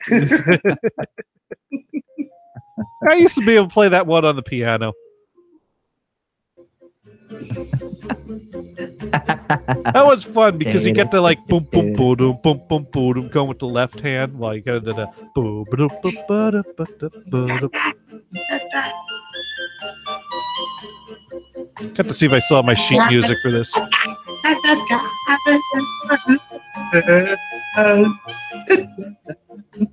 I seem to recall a certain unnameable NHB show using this song as thinking music. I must have missed that. Which show which show did that? You don't remember? There were some shows I didn't listen to as often as other shows. Really? There were a bunch of them I didn't listen to. Well, I just remember I used to come home from work late at night, put on Automation, and then the Annihilation Principle would come on and be like, oh, God, I'm trying to listen to Automation. And then I'd find something else. I'm talking about the venerable Addie and Gabe show. Oh, yes. The best show to ever be on NHB radio. I don't even go that far, but they are pretty good. You're kidding. I mean, Addie's funny, and I mean, Gabe is funny, and Addie was there too.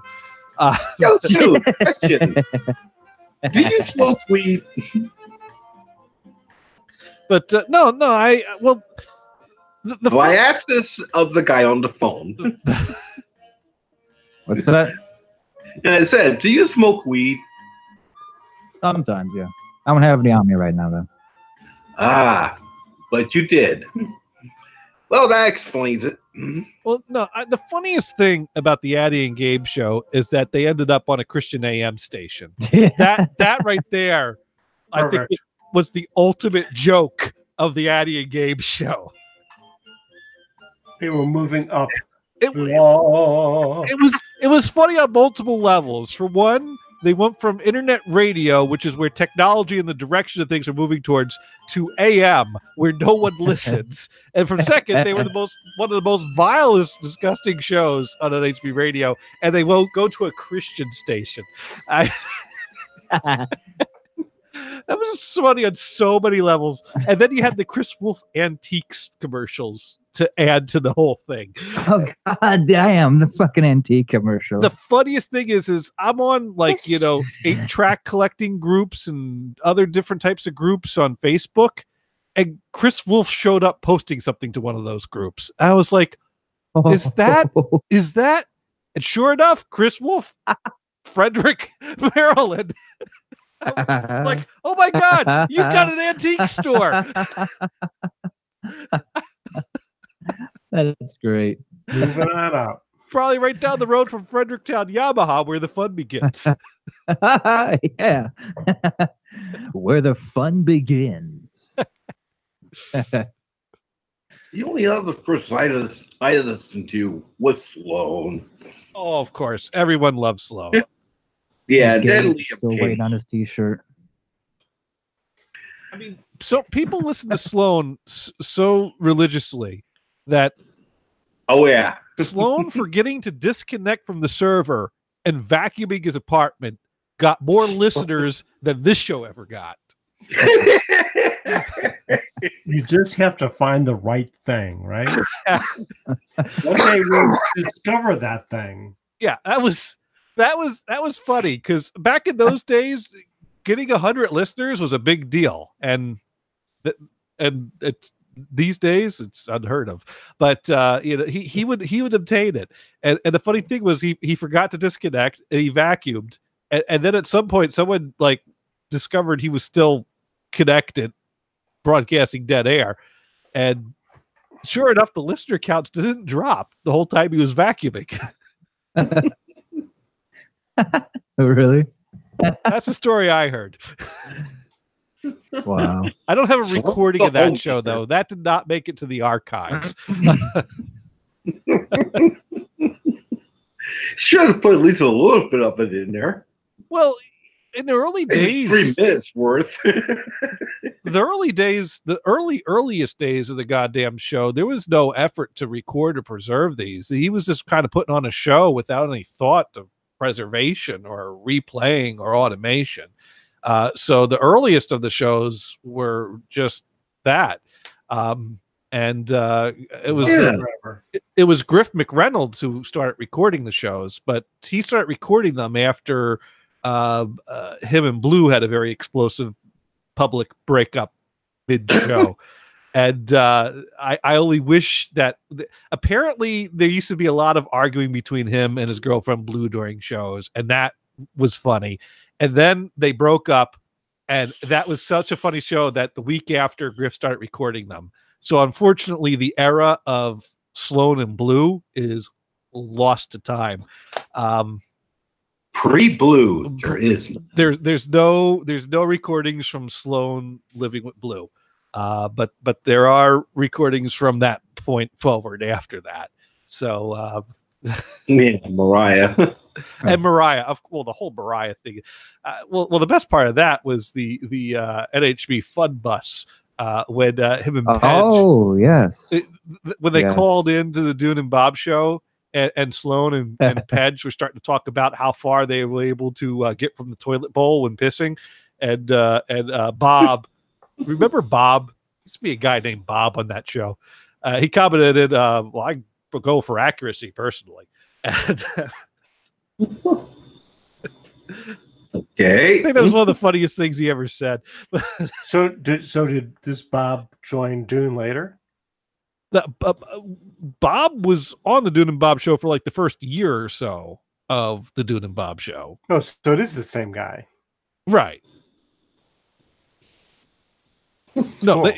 Pedge and Sloan were on the phone in the Dune and Bob show after when because Pedge and Mariah were driving home from visiting Sloan, and Mariah was driving and Pedge needed to pee, and Mariah wouldn't stop at a rest stop, You got piss all over my car. Right. So Pedge Yeah. goes, I'm gonna piss in this coffee cup here. Here, talk to Yeah. Mariah, and hands the phone to Mariah. And next thing you hear is Mariah go, oh my god. Yeah. You woke up the cat. Yes, we woke up like- the cat with that. Poor cat just wants to sleep. But so that was the original NHB Fun Bus, and then I decided to name my cross country trip the NHB Fun Bus 2.0, which had absolutely no piss being thrown out of windows in the car. So it did not live up to the true name of the NHB Fun Bus. Someone can get on the side, rip off the fender. And at least one on the side where the gas tank was. Oh, I can see that attendant now. Try and take off the gas cap. Oh, what's this? Yeah, I think we'll gas up in Jersey. We won't have to touch it then.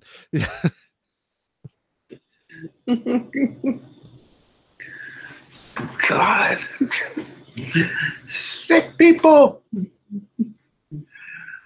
Well, if Mariah would have stopped at the rest stop, this all could have been avoided. But then we wouldn't have had the comedy, you know?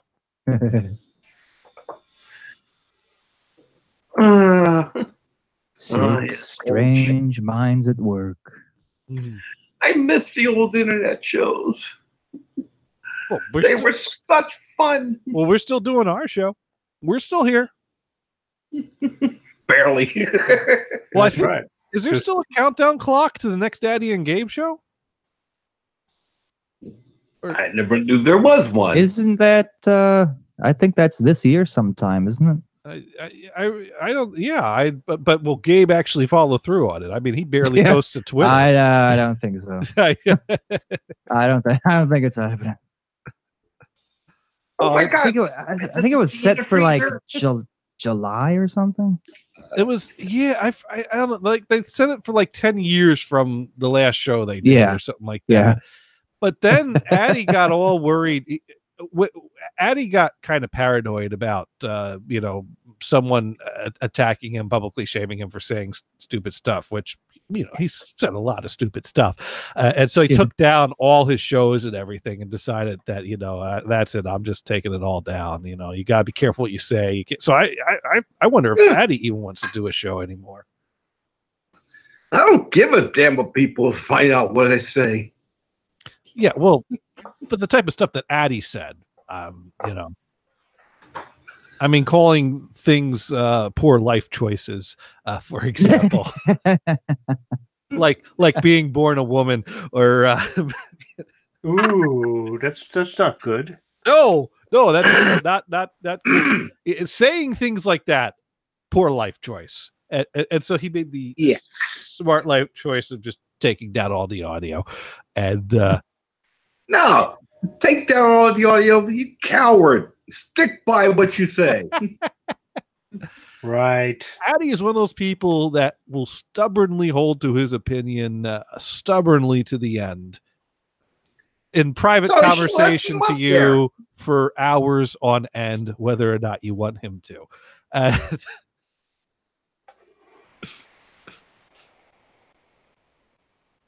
So every now and then, Addie's the type of person that he loves a good fight. And he'll message you looking for one. And like he's already decided what your opinion is and why you're wrong for having that opinion before he even starts the conversation. And that's when you know it's going to be a rough day. No, so you fully say, "Oh, I agree with you." See what he does then. Yeah, well, then no, there's some things I just can't.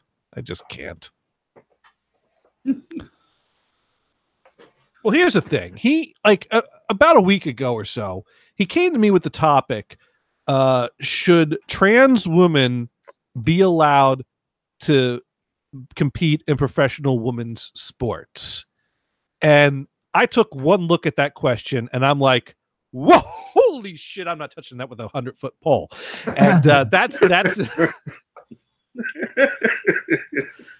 I don't care about sports. I don't watch sports of any kind. I really, so I'm like, you know what? That's a very difficult topic that involve a lot of deep thought to come up with an opinion that you can stand behind. And I just didn't want to. I just did not want to. And I said, no, not weighing in on that. I have no opinion on that. I am sure there are, and besides, that's the type of thing that I think people that are closer to the issue probably have some strong opinions and could speak to it better, and I'd be better off listening to what they had to say about it. About that too, but I don't They're think wrong. people like. I don't know. I don't know. And I did not want to dwell on that or think about that or come to an opinion on that. I was like, whoa, this is not my topic, but thank you. And I spent the next 2 or 3 days defending my lack of a position because he kept on insisting that I had an opinion on it and that I disagreed with him or I agreed with him. And he'd fight me for every opinion I didn't have. Jeez. It's like, no, not going there. Not doing it. No, thank you. Do not need that. Yeah, I try to stay away from that one too, because like I said, my opinion on that would not be well received. And that is a very difficult topic. On the one hand, someone that born with it, you should keep it. Someone that feels like they're born in the wrong skin, that is a feeling that I cannot relate to. That is a feeling that I can read people's experiences about it and kind of have an idea of what they went through, but I could never really know what they went through. And anything that minimizes that tends to be frowned upon. But then on the other hand, it's a very touchy, sensitive topic. And I'm just like, you know what? Don't care about sports. Okay. Right. Time to move on. Yeah. And that don't work with Addy. Addy don't play that game. You're gonna have an opinion and it's gonna disagree with mine, and I'm gonna tell you you're wrong because that's what I live for, and I'm Addy. And I used to go, yeah, you're right. I'm wrong, but I don't know what I'm wrong about. Oh, I don't think you understand friendship with Addy, Brian. It's right. It's not easy being Addy's friend. Right. But then again, it's not easy being my friend either. So, yeah. Music choices. And on that note, I think it's time to put another fun-filled edition to bed with some more Metal Machine music performed by Zeet Kratzer live. Just think, you could have paid money to go to a prestigious hall of some sort to watch this professional performance. But we do try to be educational here. I think we learned all about a cumin. A cumin is the stuff I put on the a cumin is stuff you put on a taco with cucumbers. Cucumbers on a taco? No, yeah. Cumin, as in like the spice cumin. You put in the right. The cumin is you put on a taco. Oh, taco. Yes. A beef or chicken? Beef. Always beef. We got the meats. Chicken tacos. I thought a cumin was the technical name for the white stuff in eggs. Albumin. Oh. Close. Okay. Close, though. And I might even be pronouncing it wrong. I was about to say, you actually know that word? And I know that because there's an old like riddle or joke, what does POLK spell? Polk. What does FOLK spell? Folk. What's the white part of an egg? Yolk. Nope, you're wrong. It's the albumin.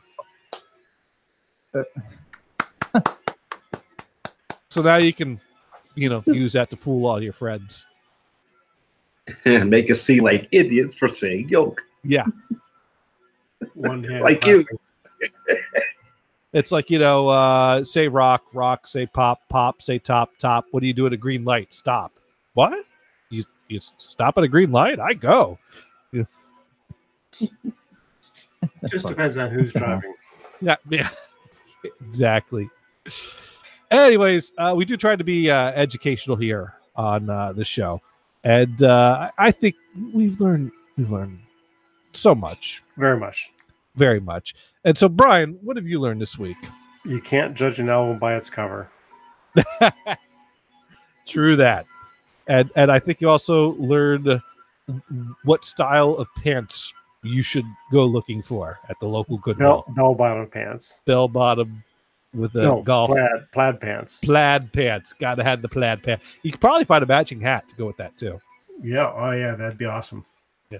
With a And- striped I will shirt.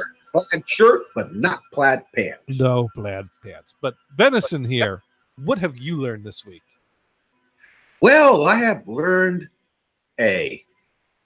aversion. I have learned I had a severe aversion to many of your Dollar Bin specials.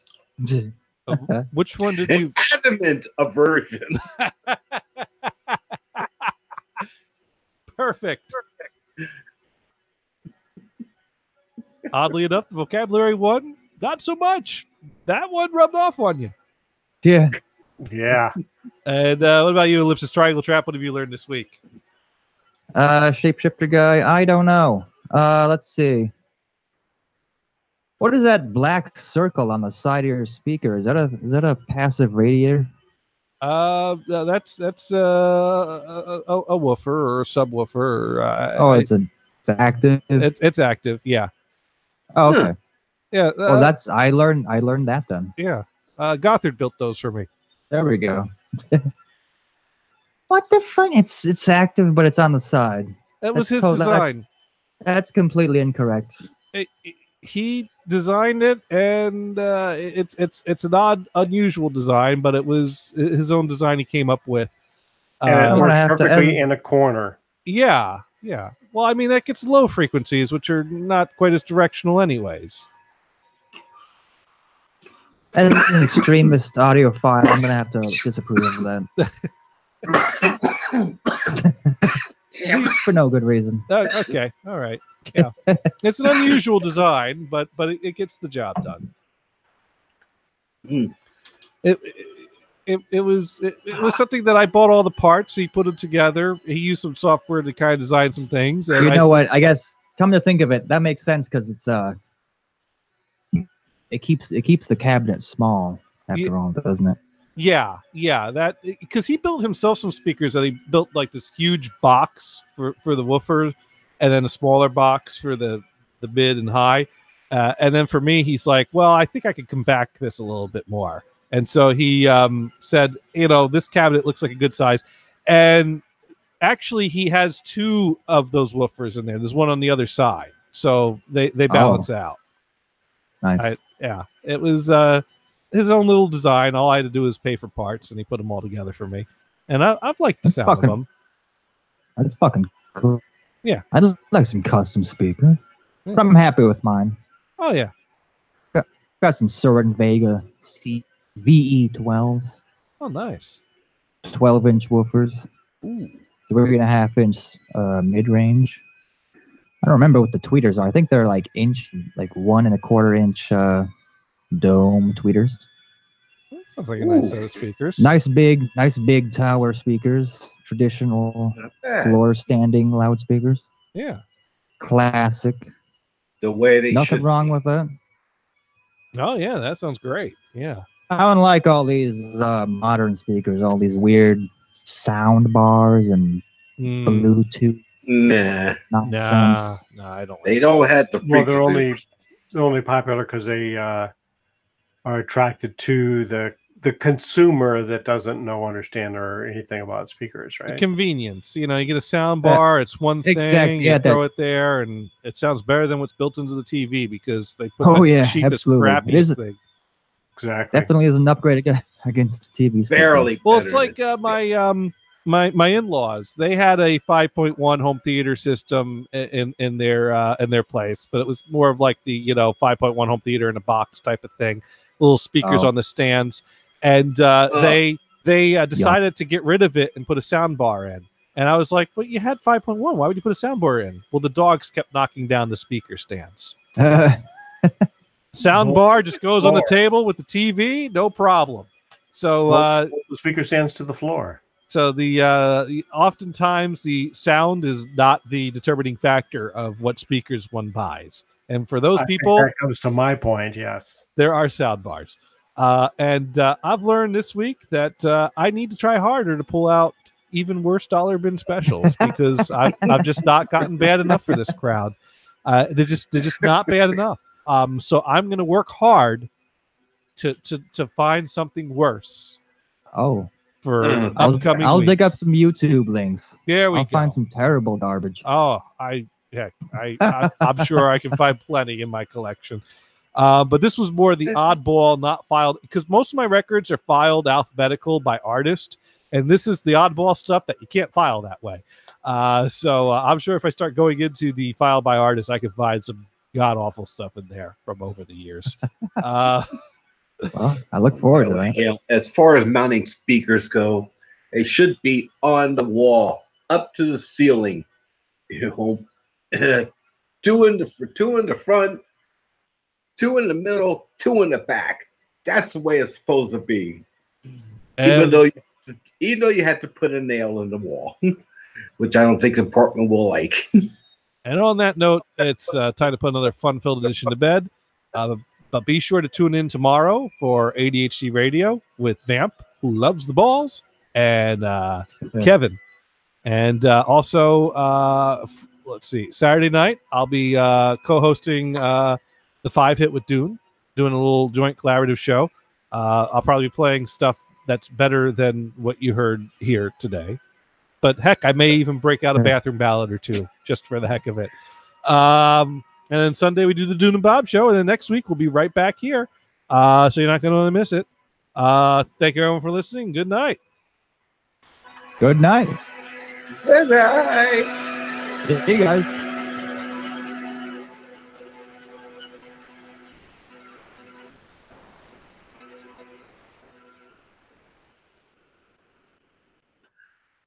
Damn.